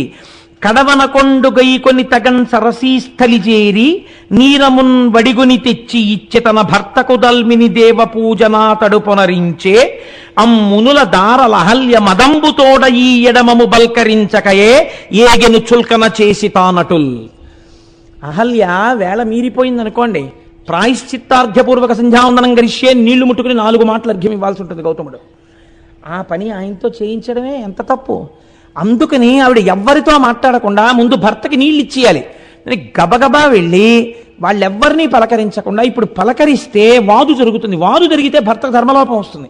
నేను ముందు గబగబా కడవతో నీళ్లు ముంచుకుని ఆవిడ వెళ్ళిపోయింది. ఆవిడ ఏమీ అనలేదు ఎవ్వరిని, ప్రసన్నమూర్తియే వెళ్ళిపోయింది. వెంటనే వాళ్ళు అన్నారు, చూశావా చుల్కన చేసి మమ్ములన్ అంటే మాతో మాట్లాడదనమాట. ఇది ఎంత దారుణంగా ఉంటుందో చూడండి లోకం ప్రవృత్తి. అడగచ్చు కదా, ఆ పిల్లలకి నీళ్ళు ఇవ్వలేదు కదా అని మమ్మల్ని అడగచ్చు కదా అంటే మేము మాట్లాడడానికి కూడా తాగం. వాళ్ళేమో ఉండండి మా గురువు గారికి పట్టుకెళ్తా ఉన్నారు. ఏమిటమ్మా ఏదో నీళ్ల కోసం ఇక్కడికి వచ్చాం కాబట్టి వీళ్ళు ఇలా మాట్లాడుతున్నారు అంతే లోకం అని దెప్పి పొడవడానికి ఇద్దరినీ తీసుకున్నారు అనుకూలంగా. ఈవిడ చూడండి, ఆయనేమో అందులో కూర్చుని ముందు నాకు నీళ్లు పట్టరారా అని ఆయన పంపించాడు. ఈవిడేమో వాళ్ళని వద్దన్నాం కాబట్టి ఈవిడ కొండట్టుకు వచ్చేసి ఈవిడ ముంచేసుకుని ఈవిడ వెళ్ళిపోతుంది. పోనీ కనీసం ఏమ్మా బాగున్నారా, స్నానాలు చేస్తున్నారా నువ్వు పలకరించవచ్చు కదా, వీళ్ళని నేను పలకరించేది ఏంటి అని ఈవిడ వెళ్ళిపోయింది. ఇంత చులకనమాట మనం అంటే. ఇప్పుడు ఇందులోంచి ఏం బయలుదేరింది? రాగాలు పెడబబ్బలు బయలుదేరి. ఎందుకు అంటే వాళ్ళకేం అవమానం జరిగిందండి అక్కడ? ఏమైనా అవమానం చేశారా? అవమానం జరగలేదు, అక్కసు బయలుదేరింది. అవతల ఉన్న వాళ్ళ నడువడిని గౌరవించలేని వాడు ఆయన యొక్క ధార్మిక జీవనాన్ని మెచ్చుకోలేడు. సరికదా, అక్కసు పెంచుకుంటాడు. కారణం ఏమిటి? నీ స్వభావం అటువంటిది, అందులోంచి వస్తోంది ఈ అక్కసు. నీ స్వభావాన్ని దిద్దుకోవాలి. కాబట్టి ఇప్పుడు వాళ్ళు ఏం చేశారు? గబగబా వెళ్ళి పోవునుగాక ఈ పొగరు పోడిమియూడగ చెయ్యకుందుమే దేవికి ఇంత ఎల్లిదమే దేబెల మా మగలంత ఇంతతో పో విడువారమే ఎనుచు పోయి స్వభర్తల సన్నిధానమందా విధమెల్ల మార్చి కడు అల్కజినింపగ చిప్పిరేడ్చుచున్. వాళ్ళందరూ ఏం చేశారంటే ఎంత గొప్ప మాట వేశారో చూడండి ఈ రచన యందు. మా మొగుళ్ళు దేబిరి కొట్టువాళ్ళ అన్నారు వాళ్ళు. అంటే దేవిరి కొట్టువాళ్ళ అంటే వాళ్ళకేమీ లేక ఒకళ్ళు పెడుతుంటే అంగలారుస్తూ తినేవాళ్ళు అనుకుంటున్నారా? ఈ మాట వెళ్ళి మొగుడిని అడిగారు. అంటే వాళ్ళకి నిజంగా వాళ్ళు ఇప్పుడు ఆ స్థితిలోనే ఉన్నారు.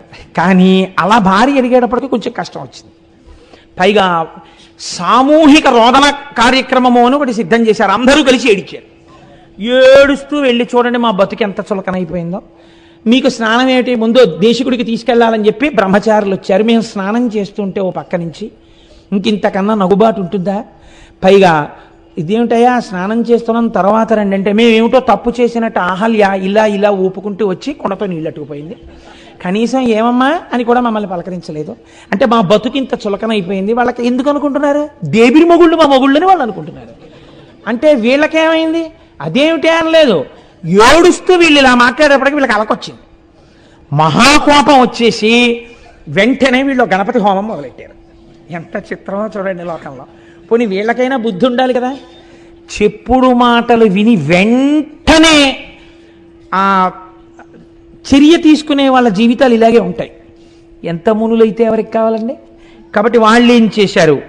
అంత మునుల్ గడున్ముదులనగ్రహముంది కడింది నిష్టతో దంతిముఖున్ విధానమున తద్దయు గొల్వ అతండు వచ్చి మీ చింతల తీర్తు అంచితము చెప్పుడనంగా మునుల్ ముదంబుతో అంతము మీరనివ్వనికి బాపుడు గౌతమునన్ననాతడున్. వాళ్ళు దంతి మఖము అనబడేటటువంటి మఖం ఒకటి చేశారు. అంటే విఘ్నేశ్వరుణ్ణి ఉద్దేశించి వీళ్ళు చేసినటువంటి మఖమునకు తృప్తి పొందినటువంటి గణపతి యజ్ఞగుండంలోంచి ఆవిర్భవించారు. దేని కొరకు ఇంత కష్టపడి మీరు నా గురించి ఇంత గొప్ప మఖం చేశారు, నేను మీకు ఏం చేసి పెట్టాలని అడిగారు. ఏమీ లేదు, పొగరెక్కి ఉన్నాడు గౌతముడు. కాబట్టి ఈ ఆశ్రమంలోంచి గౌతముడు బయటికి తరమబడేటట్టుగా నువ్వు ఏదో ఒక పథకం చేసి మమ్మల్ని రక్షించాలి అంటే ఆయన అన్నాడు, విఘ్నేశ్వరుడు మీరు అడగవలసిన మాటే ఇది. తగునే ఆకలి దప్పులన్ మరుగుచున్ దారల్ సుతుల్ శిష్యులన్ మిగులన్ బొక్కుచు ప్రాణభీతనిటకున్ మీరేగదేరన్ దయానుగుడై గౌతముడెల్లవారికి చటన్ బోనంబులర్పించి మీ వగవున్ బాపి అనంగ చేసనిపుడా బ్రాహ్మణ్యునొప్పింతురే. ఒకనాడు మీకు తాగడానికి నీళ్లు లేక, తినడానికి అన్నం లేకపోతే మీ భార్యలతో, మీ బిడ్డలతో, మీ శిష్యులతో ఇక్కడికి వస్తే అయ్యో ఇంత కష్టపడుతున్నారా అని వాళ్ళిద్దరూ కలిసి పండించి వండి మీకు వడ్డించి అన్నం పెడుతుంటే ఆ గుండంలో నీళ్లు ఆయన పేరు మీద తడారకుండా పుడుతుంటే ఆయన్ని ఈ ఆశ్రమం నుంచి తరిమి క్షామంలోకి తోసి మీరు సుఖాలు అనుభవిద్దాం అనుకుంటున్నారా? ఎంత కృతజ్ఞత ఇది! దానికి నా కోసం మఖం చేశారా? నేను అటువంటి పని మీకు చేసి పెట్టాలా? ఎలా అడిగారయ్యా ఇలాంటి కోరిక? ఇలాంటి కోరిక మీరు కోరచ్చా? ఉపకృతి సల్పిన వారలకు అపకృతి చేయంగదల చుటతి ఇండితము అట్లపశయమనక అనర్చిన నృపశువు నశించునెంత నేర్పరియేని. అపకారికి అపకారమే చెయ్యకూడదు, ఉపకారికి అపకారం చేస్తారా? నశించిపోతారా లోకంలో మీరు? మీకు ఎందుకు పుట్టిందిరా ఈ కోరిక? ఇంతమంది కలిసి చేశారే, మీలో ఒక్కడికైనా ఈ ఆలోచన రాలేదా? తప్పు మనం ఇలా చేయకూడదు, ఇది కృతజ్ఞత అన్న ఆలోచన మీకు రాలేదా? మంచివాడు చెడ్డ మానిసి కాబోవడెప్పుడు చెడుగు మంచి నెంచబోడు. కుక్క గోవు కాదు, గోవు కుక్కయు కాదు, జగమునందు బ్రహ్మశాసనం ఇది అన్నాడు. ఊరే లోకంలో లక్షణం ఏమిటో తెలుసా? మంచివాడు చెడ్డ మానిసి కాబోవడెప్పుడు. మంచివాడు ఎప్పటికీ చెడ్డవాడు కాలేడు. ఎందుకని?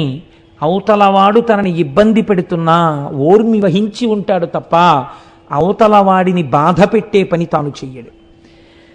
చెడుగు మంచి నెంచబోడు. చెడ్డవాడున్నాడే వాడు యువతల ఆయన ఎంత మంచివాడైనా ఆయనలో ఒక్క మంచి గుణం చూసి చిచి ఆయన్ని బాధ పెట్టకూడదన్న ఆలోచన అవతలవాడికి రాదు. ఇది స్వభావం రా లోకంలో. చెడువాడి లక్షణం ఇది. అవతలవాడిలో ఎంత మంచి ఉన్నా చూడలేడు. మంచివాడు అవతలవాడు ఎంత చెడ్డవాడైనా వాడు పాడవ్వాలని కోరలేడు. కుక్క గోవు కాదు, గోవు కుక్క కాదు, కుక్క ఆవవలేదు, ఆవు కుక్కవలేదు. ఇంతే లోకంలో బ్రహ్మశాసనం రా ఇది. అంటే ఇంకో మాటలో ఏమన్నాడు? మీరు కుక్కలు, ఆయన గోవు. మీరేం చేయగలరు ఆయన్ని? మీరు ఏం చేసినా ఆయన అభ్యున్నతికే పనికొస్తుంది. సనాతన ధర్మపు నిష్టని ఎలా తీసుకొస్తున్నారో చూడండి. భగవంతుణ్ణి నమ్మినవాడు, ఓర్మితో ప్రవర్తించినవాడు చెడిపోడు. మీకు ఇటువంటి కథలు ధైర్యాన్ని నేర్పుతాయి. ఎవడో ఏదో మీకు ఒక చిన్న అపకారం చేశాడని మీరు అస్తమానం అదే చూసి బెంగ పెట్టుకునేటటువంటి అవసరం ఉండదు. పెద్దలు పెద్దలలాగే మాట్లాడతారండి.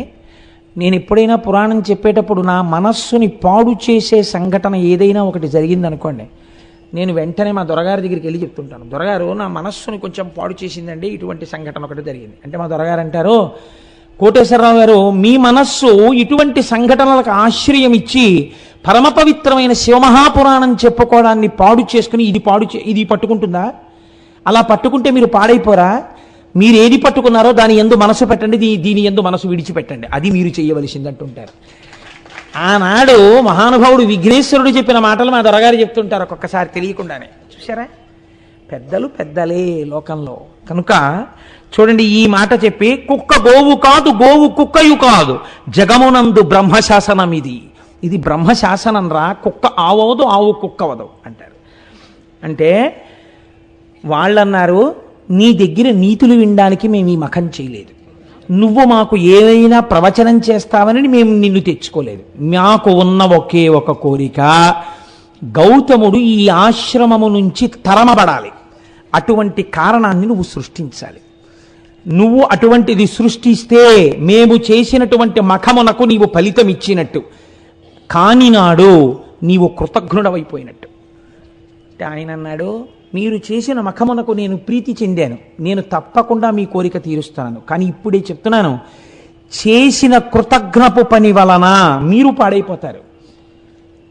తన ఉపాసన యందు భంగం లేకుండా నడిచి వెళ్ళిపోయిన గౌతముడు సర్వోత్కృష్టమైన కీర్తిని పొందుతాడు. ఇది మీ మనస్సులో పెట్టుకోండి, నాకు అభ్యంతరం లేదు, మీ కోరిక తీరుస్తానన్నాడు. మిక్కిలి బక్కయా ఒకడు మేకొని వ్రీహివనంబు మేయుచున్ తొక్కుచునుండ గౌతముడు తొల్గగ చేయగా బూరిపోచపై నొక్కటి వేసే దానముద ఉర్వి సమాంతము కూలీల్గే హా ఎక్కడి దోషమందతి మహేశ్వర యంచు మునీంద్రుడేడ్చుచున్. ఒక వృద్ధ గో ఒకటి ఆయన కష్టపడి వేసినటువంటి ఆ పళ్ళు ఆకుకూరలు ఉన్న చోటికొచ్చి తినేస్తోంది. గణపతి ఆ వృద్ధ ఆవు రూపంలో వచ్చారు. గౌతముణ్ణి ఆశ్రమం నుంచి తరిమివేయబడేటట్టుగా చెయ్యాలి. ఇప్పుడు మునుల కోరిక తీర్చాలి. ఈశ్వరుడు కూడా ఏ రకంగా కోరినా లొంగుతాడు. అందుకే మనకి గురువుల్లో నిషిద్ధ గురువు అని ఒకడు ఉంటాడు. వామాచారం నేర్పేటటువంటి వాళ్ళు, తప్పు విధానంలో ఈశ్వరార్చన చేసేటటువంటి వాళ్ళు కూడా గురువులే. కానీ నిషిద్ధ గురువు, ఆ గురువును ఆశ్రయించవద్దని చెప్పింది శాస్త్రం. సూచక గురువు, వాచక గురువు, బోధక గురువు, పరమ గురువు, నిషిద్ధ గురువు అని 5 గురువులు. కాబట్టి ఇప్పుడు చూడండి, ఇప్పుడు ఈ బక్కావు మేస్తుంటే ఆవుని గట్టిగా కర్రతో కొట్టినా చేత్తో కొట్టినా గోమోదక దోషం వస్తుందని మహానుభావుడు ఆయన ఏం చేశాడంటే, గౌతముడు అయ్యో ఆవు కదా ఇదని ఒక ఎండిపోయినటువంటి సన్నటి గడ్డిపరక తీసి ఆవు మీద ఇలా పడేసి హా అన్నాడు. అంతే. ఈ గడ్డిపరక పడగానే భూమికి సమాంతరంగా పడిపోయి గుడ్లు తేలేసేసి చచ్చిపోయింది ఆవు. ఇప్పుడు గౌతముడు ఆశ్రమంలోకి వెళ్ళిపోవచ్చు. ఆయన గుండెలు బాదుకుని ఇచ్చాడు. నేనే విసిరాను గడ్డిపోచ, నేను విసిరిన గడ్డిపోచకే చచ్చిపోయింది ఆవు, నాకు గోహత్యా దోషం వచ్చింది అని ఏడుస్తున్నాడు ఆయన. ఇన్ని తెలుసున్న వాడికి ప్రాయశ్చిత్తం తెలియదండి. ఆయన ప్రాయశ్చిత్తం కోసం వెంపర్లాడట్లా. ఒక ఆవును చంపేశాను రా చూస్తూ అని ఏడ్చాడు. ఆవుల్నే పట్టుకెళ్ళి వజ్రశాలలో తెగటారుస్తున్నా చూస్తూ దేశం ఊరుకుంటే వానలు పడమంటే ఎక్కడ పడతాయండి? ఎక్కడో కొంతమంది మహానుభావులు కలిసి జంతు హింసా నివారణ సంఘం అని పెట్టి కత్తి వేటుకి నరకబడుతున్న ఆవుల్ని తెచ్చి గడ్డి వేసి రక్షిస్తున్నారు అక్కడ.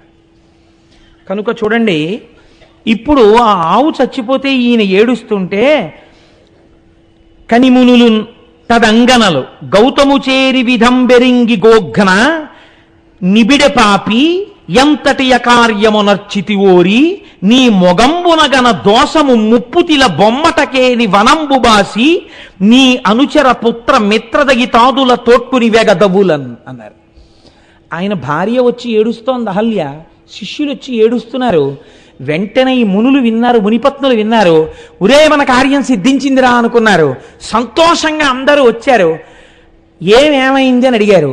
నేను గడ్డిపరక విషయానమ్మా, ఆవు చచ్చిపోయింది అన్నాడు ఆయన. ఛీ దుర్మార్గుడా, ఆవును చంపిన నీ మొహం చూస్తే మహాపాతకాలు వస్తాయిరా. నీ మొహం చూడకూడదు మేము ఇప్పుడు. నువ్వు ఇక్కడే కూర్చుంటామే, ఇంకా నీ మొహం మాకు చూపిద్దామన్నా? లే పో, నువ్వు నీ భార్యని, నీ బిడ్డల్ని, నీ శిష్యుల్ని తీసుకుని ఈ ఆశ్రమం వదిలి దూరంగా ఎక్కడికన్నా పో.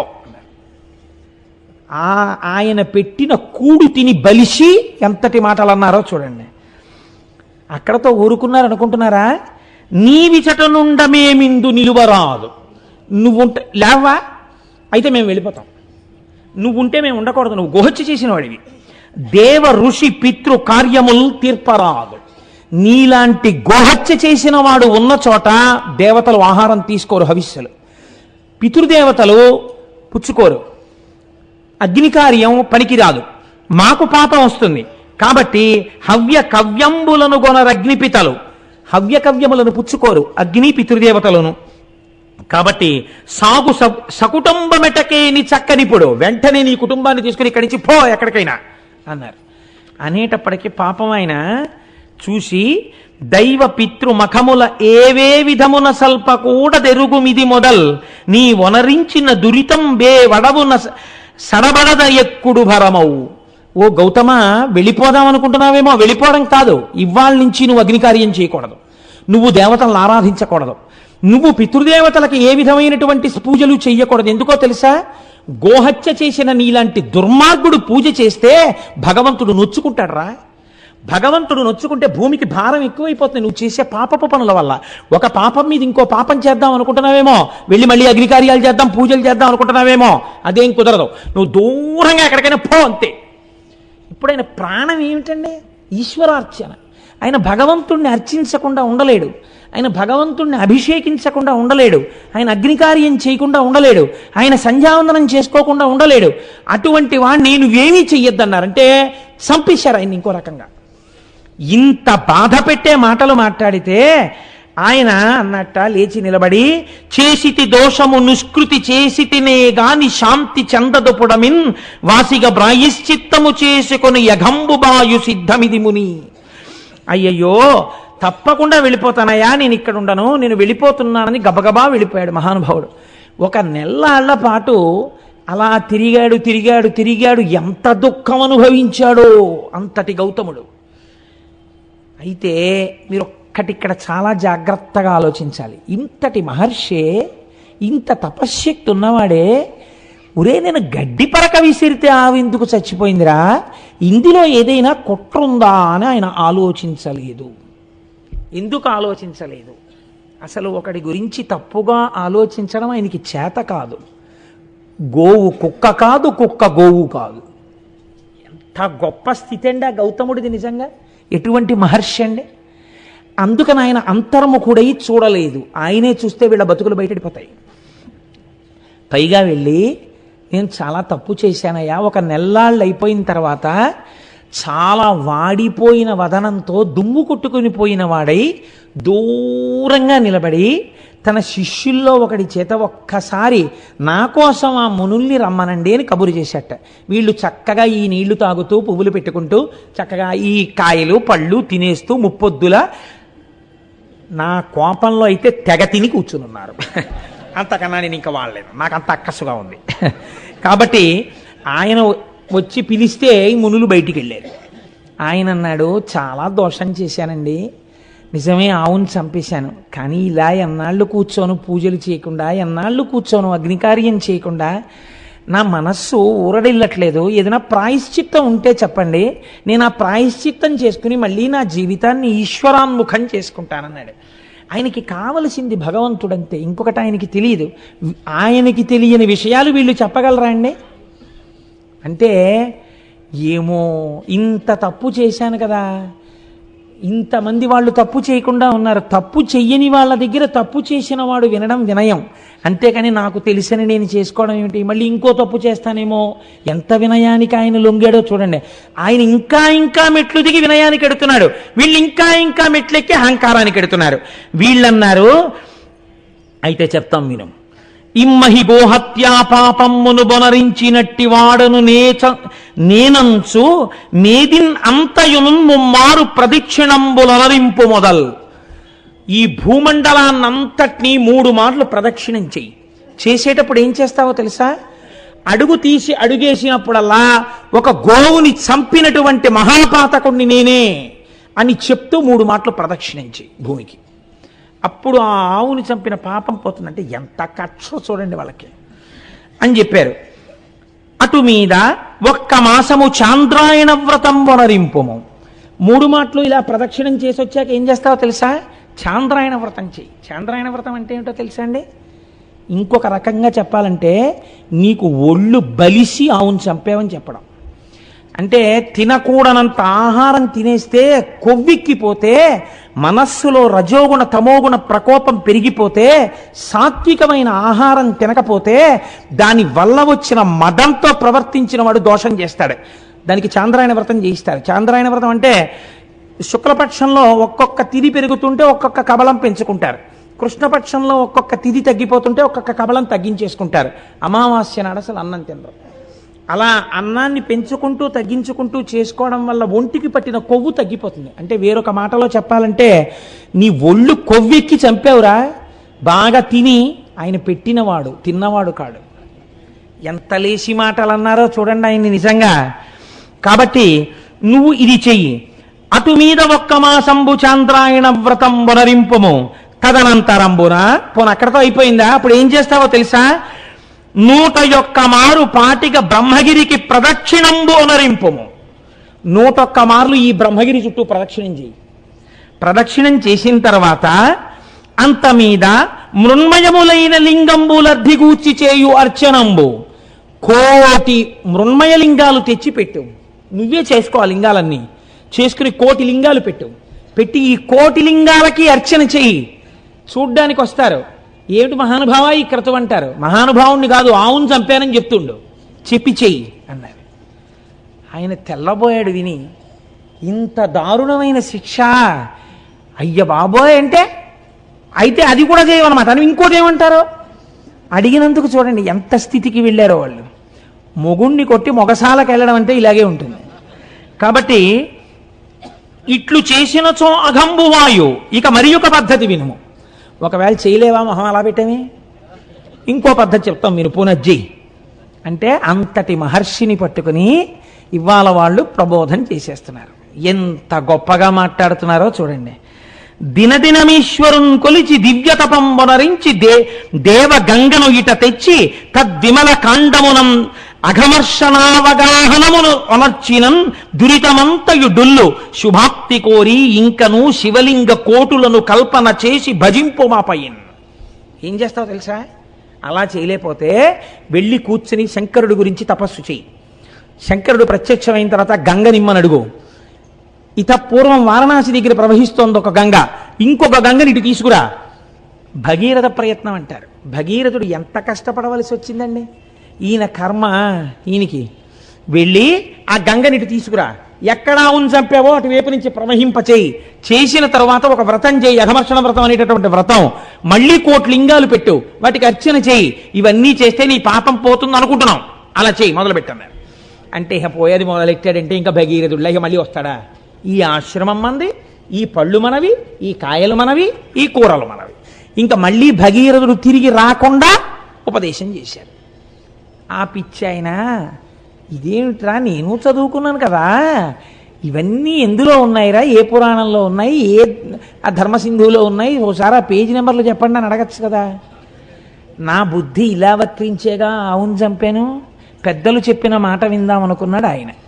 కాబట్టి ఆయన ఏం చేశాడంటే శరీరంతో తిరిగితే ఏమొచ్చింది? పాపాత్ముండి పాపాత్ముండి పాపాత్ముండి అంటే పాపం పోతుందా? ఈశ్వరుడు యొక్క అనుగ్రహంతో పాపం పోవాలి. అందుకని ఈశ్వరానుగ్రహానికి నోచుకుంటానన్నాడు అని ఆయన వెళ్ళి అద్భుతమైనటువంటి తపస్సు ప్రారంభం చేశాడు. ఒక పార్థివలింగాన్ని ఒక దాన్ని చేసుకుని ఆ లింగం దగ్గర కూర్చుని పంచాక్షరీ మహామంత్రంతో తదేక నిష్టతో శివుణ్ణి ఆరాధన చేశాడు. అలా తపస్సు చెయ్యగా చెయ్యగా శంకరుడు ప్రత్యక్షమయ్యాడు. ప్రత్యక్షమై, నాయన ఎందుకురా ఇంత తపస్సు చేశావన్నాడు. అనగానే కన్నుల నీరు కారుస్తూ గౌతముడు అన్నాడు, ఈశ్వరా మీకు తెలియందేముంటుంది, నేను ఎంత పాపం చేశానండి. ఒక ఆవుని చంపేశాను. నేను చేసిన గోహత్యా పాపాన్ని నా నుంచి తీసి నేను పాపాత్ముడను కానన్న స్థితిని నాకు కల్పించండి అన్నాడు. శంకరుడు అన్నాడు ఒక్క నవ్వు నవ్వి, ధన్యుడా నీవు మౌనికుల తల్లజ పుణ్యుడవీవు పాప్ములవు నన్యులు నిన్ వెలార్చిరిటులక్కట అక్కసుతో అనన్య సామాన్య తదీయ దర్శన సమాగత పుణ్యగతిన్ పవిత్రమై మాన్యతత చెందుని జగము మద్వచనం వెంత నమునిమ్మిమై. అయ్యయ్యో పిచ్చాడా, ఇంత తపస్సు చేసి నా పాపం తీయమని అడుగుతున్నావా? నీకు పాపం ఉందనుకుంటున్నావా? అసలు నీకు పాపం లేదురా. నీకు పాపం ఉంది, నువ్వు గోహత్య చేశావని ఎవడు చెప్పాడు? దుర్మార్గులు రా వాళ్ళు. నిన్ను పాడు చేయడానికి ఇలా చెప్పారు, నీ మనసు పాడు చేయడానికి. నీకు పాపం లేదు నాయన. జగత్తులో ఎవడైనా గౌతమ మహర్షి అన్న పేరు పలికినా, గౌతమ మహర్షిని చూసినా వాడి పాపాలు పోతాయిరా. అంతటి పుణ్యాత్ముడవు నువ్వు. నిన్ను చూడ్డానికి నేనొచ్చాను నాయనా, నాకు పాపం ఉంది తీయమంటావేమిటి? వారలే గోఘ్నపాతకులు, వారే కృతఘ్నులు, గురుఘ్నకాంసనులు, వారలే ధర్మబాహిరులు, వారలే కుచ్చిత గర్హ్య కర్మఠులు, వారలే ఘాతకగ్రణులు, వారలే నృశంసులు, వారే జాల్ములెవ్వారులు నిన్ను పుణ్యునిటు వంచన చేసి కలంచిరోమదిన్. బహుశः నాకు తెలిసి పరమశివుడు ఇన్ని తిట్లు తిట్టడం నేను ఎక్కడ వినలేదు. ఎక్కడ ఏ పురాణంలో ఏ సందర్భంలో తిట్టరా. శివుడికి ఇంత ఆక్రోశం వచ్చి తిట్టాడంటే వాళ్ళు ఎంత పాపపు పని చేశారో మీరు ఆలోచించండి. నిన్ను ఇలా కష్టపెట్టి నువ్వు పాపాత్ముడివి, గోహత్య చేశావని నిన్ను బాధలు పెట్టిన వారు ఎటువంటి వారో తెలుసా? వారెల గోఘ్నపాతకులు, ఆవుని చంపిన వాళ్ళు విఘ్నేశ్వరుణ్ణి అడిగిన వాళ్ళు. అలాంటి పని చేయమని. వారే కృతజ్ఞ గురుఘ్న పాంసానులు, వాళ్ళు కృతజ్ఞులు, చేసిన ఉపకారం మర్చిపోయారు. వాళ్ళు గురుద్రోహులు, నువ్వు గురువువి, నీకు ద్రోహం చేశారు వాళ్ళు. వారలే ధర్మబాహిరులు, ధర్మం విడిచిపెట్టిన వాళ్ళు. వారలే కుచ్చిత గర్హ్య కర్మఠుల్, కుచ్చిత బుద్ధులున్న వాళ్ళు. వారలే ఘాతకాగ్రణులు, మహాఘాతకం చేసేటటువంటి వాళ్ళు. వారి నృశంసులు, అసలు తలుచుకోకూడనటువంటి వాళ్ళు, మనసులో స్థానమీయకూడని వాళ్ళు. వారే జల్ములెవ్వారులు నిన్ను పుణ్యనిట వంచిన చేసి కలంచిరోమదిన్. ఈశ్వరుడింత కోపం పెంచుకోవడానికి కారణం ఏమిటో తెలుసా అండి? ఇంత భక్తుడవైన నీ మనస్సు ఎందుకు పాడి చేశారా వాళ్ళు? దీనికి నాకింత కోపం వచ్చింది. భక్తుడైన వాడి మనస్సు పాడి చేస్తే వచ్చేటటువంటి శిక్ష అది. కాబట్టి ఇప్పుడు ఏమైంది అంటే ఆయన అన్నాడు, నీ దివ్య దృష్టిని చూడివని పరమేశ్వరుడు అవలోకింపచేసిన మునీశ్వరుడు అవలోకించి విస్మితుండై పరమేశ్వరుని చూసి, ఏమిటయ్యా గౌతమ, నీ చెప్పాలా ఎవరు చేశారో ఈ ద్రోహం? నువ్వు ఇంత తపోశక్తి దురంధరుడవే, నడిచి వెడుతున్న అగ్నిహోత్రానివే, నువ్వు ఒక్కసారి అంతర్ముఖుడవైతే సమస్తం తెలుస్తుందే, ఇంత పిచ్చివాడివి ఏమిటిరా నాయన? కనీసం అనుమానపడలేదేమిరా? ఒక్కసారి అంతర్ముఖుడవు. నేను చెప్తున్నాను, మీరు చరిత్రలో ఎక్కడైనా వరమివ్వడం చూశారు, కానీ ఇంత బెంగ పెట్టుకుపోయి, ఇంత బాధపడిపోయి, ఇంత పిచ్చాడివేంట్రా నాన్న, నా మాట నమ్మరా, ఒకసారి అంతర్ముఖుడు వై చూడు అని శంకరుడు నచ్చ చెప్పి చూడమన్న సందర్భం ఒక్కటి నాకు చూపించండి సమస్త వాంగ్మయంలో. లేదు, అది గౌతముడికే చెల్లింది. ఎంతటి ఉదయుడో మహానుభావుడు, ఎంతటి మహానుభావుడో! ఆయన తెచ్చిన గంగ చేత పోషింపబడిన శరీరాలు ఈ శరీరాలు. ఆయన గురించి చెప్పుకుని విని ధన్యులం కాకపోతే మనం కృతజ్ఞులం అవుతాం. ఈశ్వరుడి నాళ్ళకి మనకు అవకాశం ఇచ్చి త్రయంబకేశ్వరలింగం గురించి చెప్పుకునే అదృష్టాన్ని మనకిచ్చాడు. కాబట్టి ఒక్కసారి అంతర్ముఖుడై చూశాట గౌతముడు. సత్యం తెలిసిపోయింది, ఎవరు చేశారో ఈ పని అర్థమైపోయింది. వెంటనే ఆయన కళ్ళు తెరిచి శంకరుణ్ణి చూసి అన్నాడు, ఉపకారమయనురించిరి కృపానిధి నిజంబు వారు కించుకలైనని నీ కృపకున్ పాత్రమనైతిని నిపుణనై వడసి కొంటి నీ దర్శనమున్. ఆహాహాహా, నాకెంత ఉపకారం చేశారయ్యా వాళ్ళు పరమేశ్వర. వాళ్ళు నన్ను ఇలా తిట్టకపోతే, వాళ్ళు నన్ను ఇలా తోసేయకపోతే, నేను ఇలా తపస్సు చేసి నిన్ను ప్రత్యక్షం చేసుకుంటానా? నిన్ను చూడాలి, నా పాపం పోవాలని ఎంత కఠోరంగా తపస్సు చేశాను, ఎంత మనస్సు పెట్టి తపస్సు చేశాను. అవతల వాడిలో చెడు చూడడం మంచివాడికి చేత కాదురా. కుక్క ఆవు కాదు, ఆవు కుక్క కాదు చెప్పాడు కదా విఘ్నేశ్వరుడు. కాబట్టి మహానుభావులు నాకు ఎంత ఉపకారం చేశారండి, వాళ్ళ వల్ల కదా మీ దర్శనమైంది. వాళ్ళంతా ఉపకారం చేస్తే వాళ్ళని నేను ఏమని నిందించను, నేను వాళ్ళకి రుణపడిపోయాను పరమేశ్వర అన్నాడు.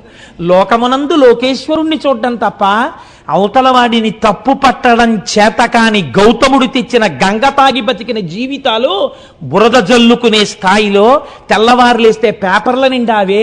ఎంత కృతజ్ఞపు కుచ్చిత కుళ్ళు బతుకులై కూర్చున్నాయండి మనవి. ఎంత సిగ్గుపడాలి నిజంగా మనం. గౌతముడు ఎంత పరివేదన చెందుతాడు. ఒక్క చోట గౌతమ మునికి విగ్రహం లేదా? ఒక్క చోట గౌతముడి గురించి చెప్పేవాడు లేడా? ఒక్క చోట గౌతముడికి ఆరాధన లేదా? ఇంతటి మహానుభావుడని చెప్పి ఆయన పేరు మీద ఉత్సవం లేదా? పనికి మాలిన వాళ్ళందరికీ ఉత్సవాలా? ఎంత కృతజ్ఞతతో ఉంది లోకం ఇవ్వాల. ఆయన ఇచ్చిన నీళ్లు తాగా మునుల్లెందుకు అనాలి? మనము వాళ్ళు ఒకటి కాదా? కాబట్టి ఇప్పుడు ఈ మాట చెప్పి ఆయన అన్నాడు, అయినా కూడా అని ఆనందించి చొక్కియున్నంత వరంబిచ్చదా కోరుకొనమనుడు. ఏమిటో ఇంత మంచితనం ఏమిటో. సరే అయిందేదో అయిపోయింది. పాపం తీసేయి అన్నావు, తీయడానికి నీకు పాపం లేదు. వచ్చిన వాడిని ఉట్టినే వెళ్ళిపోతానా? ఏదైనా వరం కోరుకో, వరం ఇస్తానన్నాడు. చిత్రం ఏమిటో తెలుసా అండి? ఆయనకి ఏది గుర్తొచ్చిందో తెలుసా? వరుణుడు జలం ఇవ్వనన్నాడు, మునులు నువ్వు గంగని తీసుకురా అన్నారు.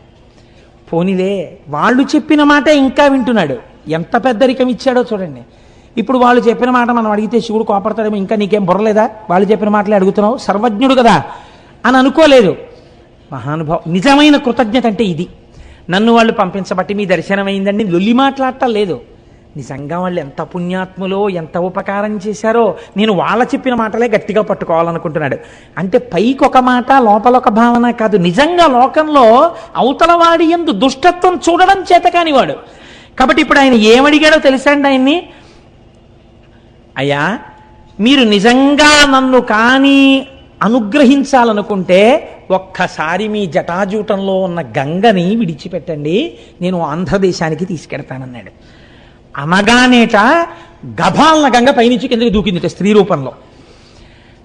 తల్లి తెల్లటి వస్త్రాలతో నిలబడేటప్పటికీ ఇవన్నీ గౌతముడు కోరుకున్నవి కావు. గంగా దర్శనం అయింది ఆయనకి.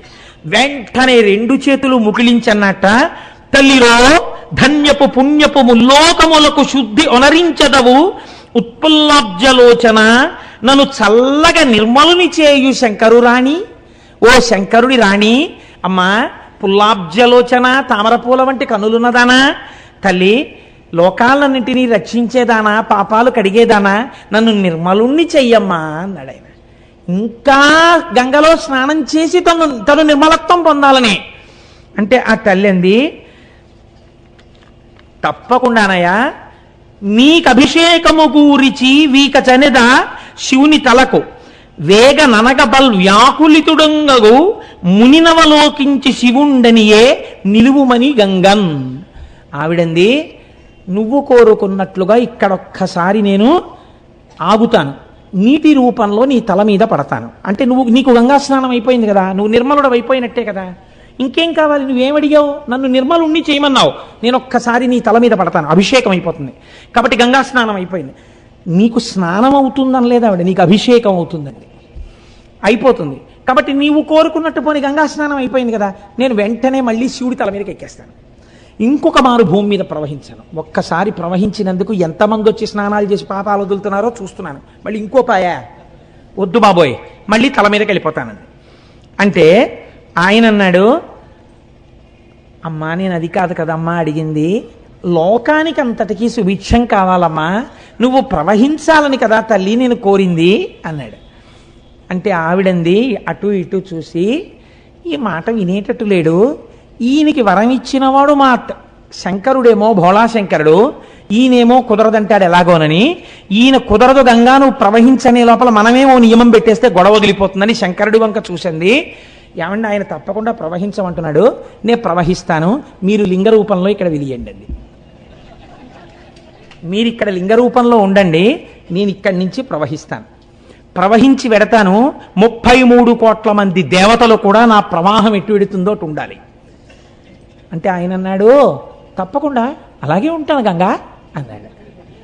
ఆయన ఎంత భక్తవ శంకరుడో ఆయన చూడండి, తప్పకుండా ఉంటాను లింగ రూపంలో ఉన్నాడు. దేవతలందరూ పరుగు పరుగుని వచ్చి మన్ని కూడా ఉండమంటాడో ఏమిటో, భీమహా నిన్ననే కదా విన్నాం, ఆయన శాసనం కాదనకూడదు. వాళ్ళు వచ్చి అన్నారు, అమ్మ అమ్మ అమ్మ అమ్మ మాకు మాత్రం ఒక ఎగ్జంప్షన్ ఇయ్యమ్మా, ఏడాదికి ఓ రోజు వచ్చి ఇక్కడ కూర్చుంటాం, 2 పుష్కరాలు వచ్చినప్పుడు ఏడాది అంతా ఉంటాం, 365 రోజులు ఇక్కడే కూర్చుని ఉండమని మాత్రం నియమం పెట్టకమ్మా, మమ్మల్ని వదిలే, అందరి బదులు మహానుభావుడు పరబ్రహ్మం పరమశివుడు ఉంటున్నాడు కదా తల్లి లింగ రూపంలో, మమ్మల్ని వదిలేయమ్మా అన్నారు. సరే పుష్కరాల్లో వచ్చి ఏడాది ఉండండి, సంవత్సరానికి ఓ రోజు వచ్చి ఈ తటంలో కూర్చోండి, అలాగే కూర్చుంటా ఉన్నారు. అన్న తర్వాత ఇప్పుడు ఆ గౌతముని పేరు మీద వెడుతున్నటువంటి గంగ పాయ కనుక దీనిని గౌతమి అని పిలుస్తారయ్యా, ఇదిగో ఈ గౌతమి ప్రవహిస్తుంది అన్నారు. ఇప్పుడు స్వామి త్రయంబకుడన్న పేరుతో అక్కడ వెలిశాడు. మిగిలినటువంటి లింగాలకు ఒక్కొక్క దానికి ఒక్కొక్క పేరుంది, ఇక్కడ వెలిసినటువంటి శివలింగానికి త్రయంబక లింగము అని పేరు.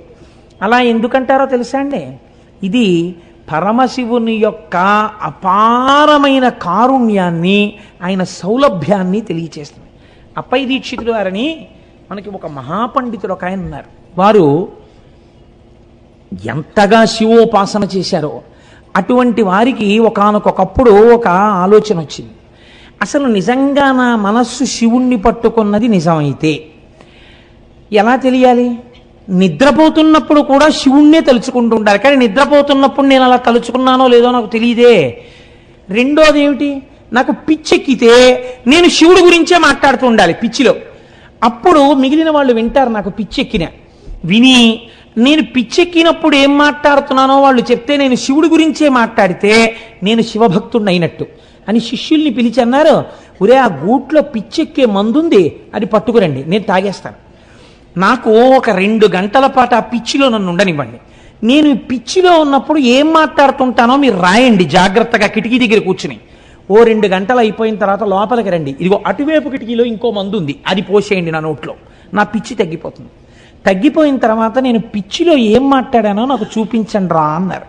దీన్నే పిచ్చెక్కినప్పుడు అప్పయ్య దీక్షితుల వారు చేసినటువంటి స్తోత్రాల్ని ఉన్మత్త పంచశతి అని పిలుస్తారు. ఆయన పిచ్చిలో మాట్లాడారు. ఆయన పిచ్చిలో పరమశివుడి గురించి ఏమని మాట్లాడారో తెలుసా అండి? ఒక శ్లోకం ఉన్మత్త పంచశతిలో, అర్కద్రోణ ప్రభృతి కుసుమైరర్చనం తే విధేయం ప్రాప్యంతే నస్మరహర ఫలం మోక్ష సామ్రాజ్యలక్ష్మీ ఏతజ్జానన్నపి శివ శివ వ్యర్థయన్ కాలమాత్మన్ ఆత్మద్రోహీకరణ వివశో భూయ సాధపతాని. ఆ ఉన్మత్త పంచశతిలోంచి ఒక శ్లోకం ఇది. ఆయన అన్నారు, ఈశ్వర, ప్రపంచంలో ఎవడైనా చాలా గొప్ప కోరిక తీర్చాలి అని అనుకుంటే దానికి తగిన పూజ అడుగుతాడు. నువ్వేమడిగావు? జిల్లేడు పువ్వులతో పూజ అడిగావు. ఎవరైనా జిల్లేడు పూలు కోసుకుంటుంటే మీరు ఎందుకండి జిల్లేడు పూలు కోసేస్తున్నారని ఎవరు అడగరు. ఆ పనికి మాలిన అన్ని ప్రదేశాల్లోనూ జిల్లేడు ఉంటుంది కాబట్టి లోకమంతా విడిచిపెట్టేసినటువంటి చెట్టు యొక్క పూలు నీకు కావాలి. రెండోది ద్రోణి, అర్క ద్రోణ, ద్రోణ పుష్పం అంటే తుమ్మి పువ్వు. రెండోది నీకు తుమ్మి పువ్వు కావాలి. ఈ రెండు ఎవ్వరూ అడగరు, ఎవ్వరూ కొయ్యరు, ఎవరు దండలు కట్టరు, ఎవరు సిగలో పెట్టుకోరు. అది ఇంతంత బంతుల్లో ఉంటుంది. ఆ బంతుల్లోంచి ఇంతంత పువ్వు బయటికి వస్తుంది, ఇంతే ఉంటుంది. శ్రీకాళహస్తిలో బయట అమ్ముతుంటారు ఈ తుమ్మి పూలు. కాబట్టి నీకు ఈ తుమ్మి పూలు వేస్తే చాలు, ఈ జిల్లేడు పూలు వేస్తే చాలు. ప్రపంచంలో ఎవ్వరూ కోరుకోనివి, ఒకవేళ ఎవరైనా వచ్చి కోసుకుంటున్నా అదేంటబ్బాయి అలా కోసేస్తున్నావు అని అననివి, ఇంత చౌకబారుగా దొరికేవి, ఈ రెండింటినీ నువ్వు పుచ్చుకుని ప్రాప్యంతే నస్మరహర ఫలం మోక్ష సామ్రాజ్యలక్ష్మీ. ఏమిస్తావు? ఓ రూపాయో పావలో ఇవ్వడం కాదు, ఒక్క తుమ్మి పువ్వు వేస్తే, ఒక్క జిల్లేడు పువ్వు వేస్తే మోక్షం ఇచ్చేస్తావు. మోక్ష సామ్రాజ్యలక్ష్మీ ఏతజ్జానన్నపి శివ శివ వ్యర్థయన్ కాలమాత్మన్.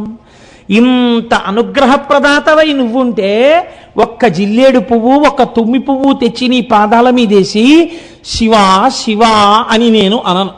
నేనేం చేస్తుంటాను? మిగిలిన పనికిమాలిన పనులన్నీ చేస్తుంటాను. ఈ 2 పనులు చేసినట్టుగా నాకు కనపడదు. శివ శివానను, ఈ 2 పువ్వులతో నీకు పూజ చెయ్యను.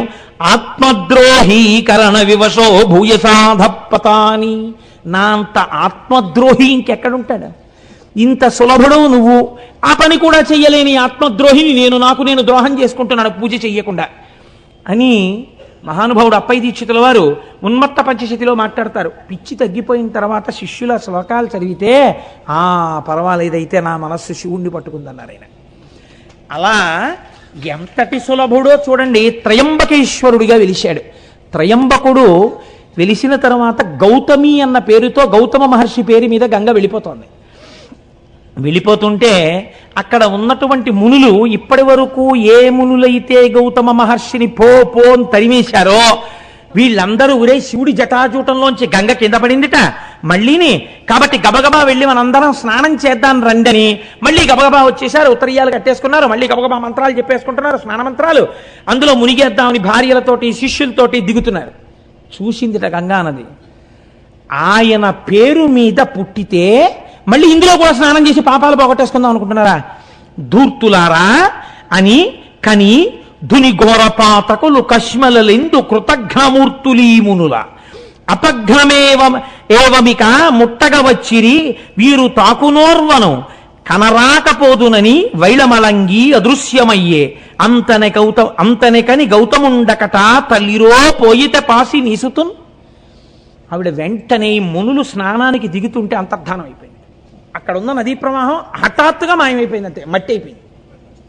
తడి కూడా లేదు, అది విచిత్రం. మళ్ళీ ఎండిపోయిన భూమి అయిపోయింది. ఎందుకని?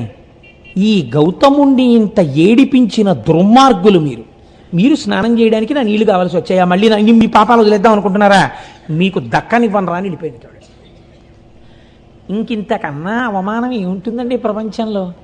అసలు పేపర్లలో ఫోటోలు వేసేసి టీవీల్లో ఎప్పుడు చూపిస్తారో, ఎవడో గంగా స్నానానికి వెళ్ళగానే గంగా దృశ్యం అయిపోయింది అనుకోండి, వాడి గురించి ఎంత ప్రచారం అయిపోతుంది లోకంలో. అయ్యి బాబోయ్ ఇంతటి పాపాత్ముడు ఎక్కడా ఉండనమాటని అలా ఈ మునుల్ని చూసి గంగ అంతర్ధానం అయిపోయింది. అక్కడ ఇంకా జహ్నువు తాగాడు. ఇక్కడ జహ్నువు తాగడం కాదు, గంగావతరణంలో అయితే జహ్నువు తాగారు, ఇక్కడ అది కాదు. వెళ్ళిపోయిందంటే మళ్ళీ ఆకాశంలోకి. ఇంత శివశాసనం ఉంది, పక్కన త్రయంబకలింగం ఉంది, ఆవిడ అయినా లెక్క పెట్టడానికి వెళ్ళిపోయింది. అంటే ఎంత బాధ వచ్చిందో ఆవిడికి నిజంగా. ఇప్పుడు వాళ్ళు ఏడవలేదు, అయ్యో అమ్మా ఎంత తప్పు చేశామో నిజంగా తల్లి, నువ్వే మాకు స్నానం చెయ్యనన్నావు. లోకంలో ఒక సామెత ఉంది, రక్షిస్తే తల్లి రక్షించాలి, లేకపోతే గంగ రక్షించాలంటారు. సీతమ్మ తల్లి అంటుంది ఉత్తరాఖండలో. కానీ భరిస్తే తల్లి భరించాలి, లేకపోతే గంగ భరించాలంటారు. ఎంత తప్పు చేసిన కూతురునైనా తల్లి కాపాడుకుంటుంది, లేకపోతే ఇంకా గంగ కాపాడుకోవాలి.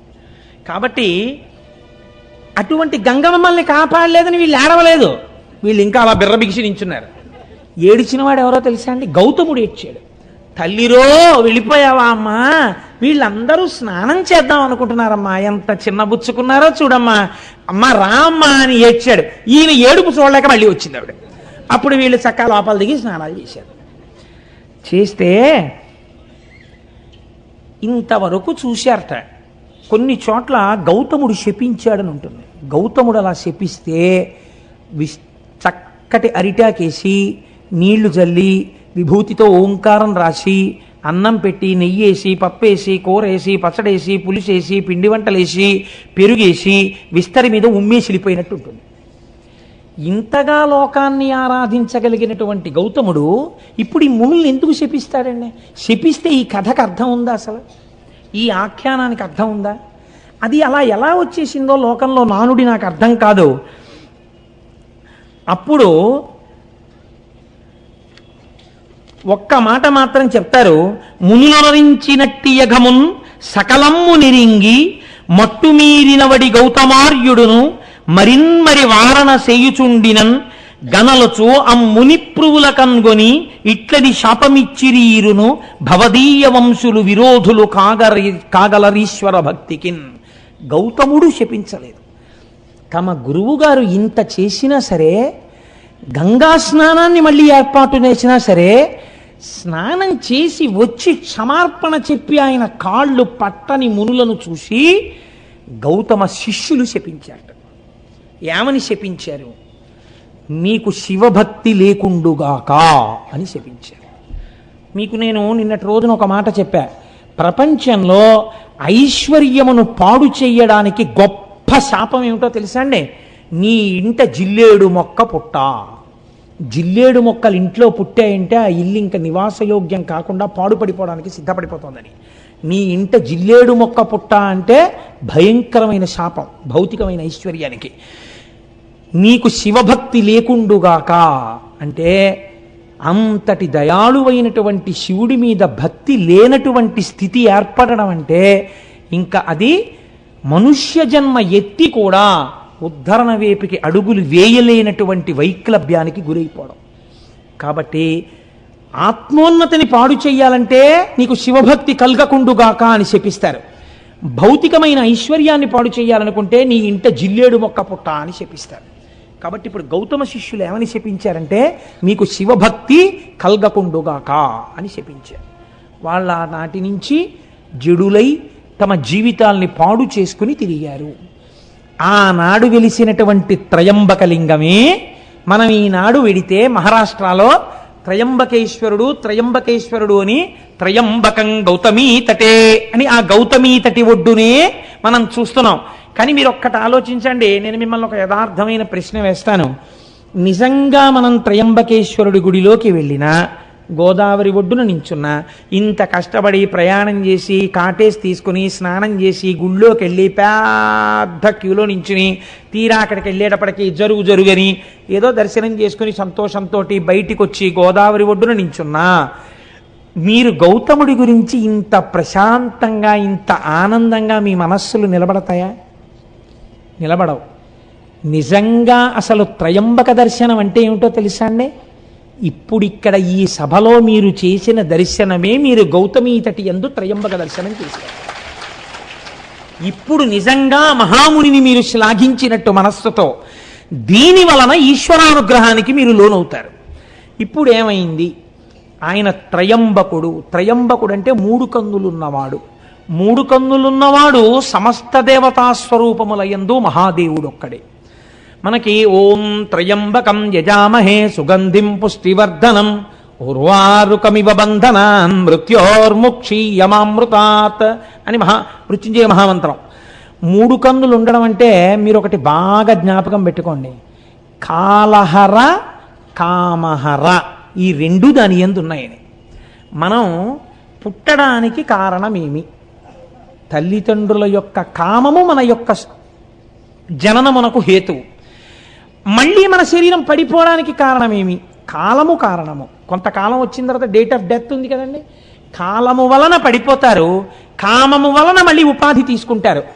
కామమును కాలమును రెండింటినీ హరించగలిగిన వాడంటే మీకు మళ్ళీ ఇంకొకసారి అమ్మ కడుపులో పుట్టవలసిన అవసరము లేకుండా చెయ్యగలిగిన వాడు, వాడు 3 కన్నులు ఉన్నవాడు.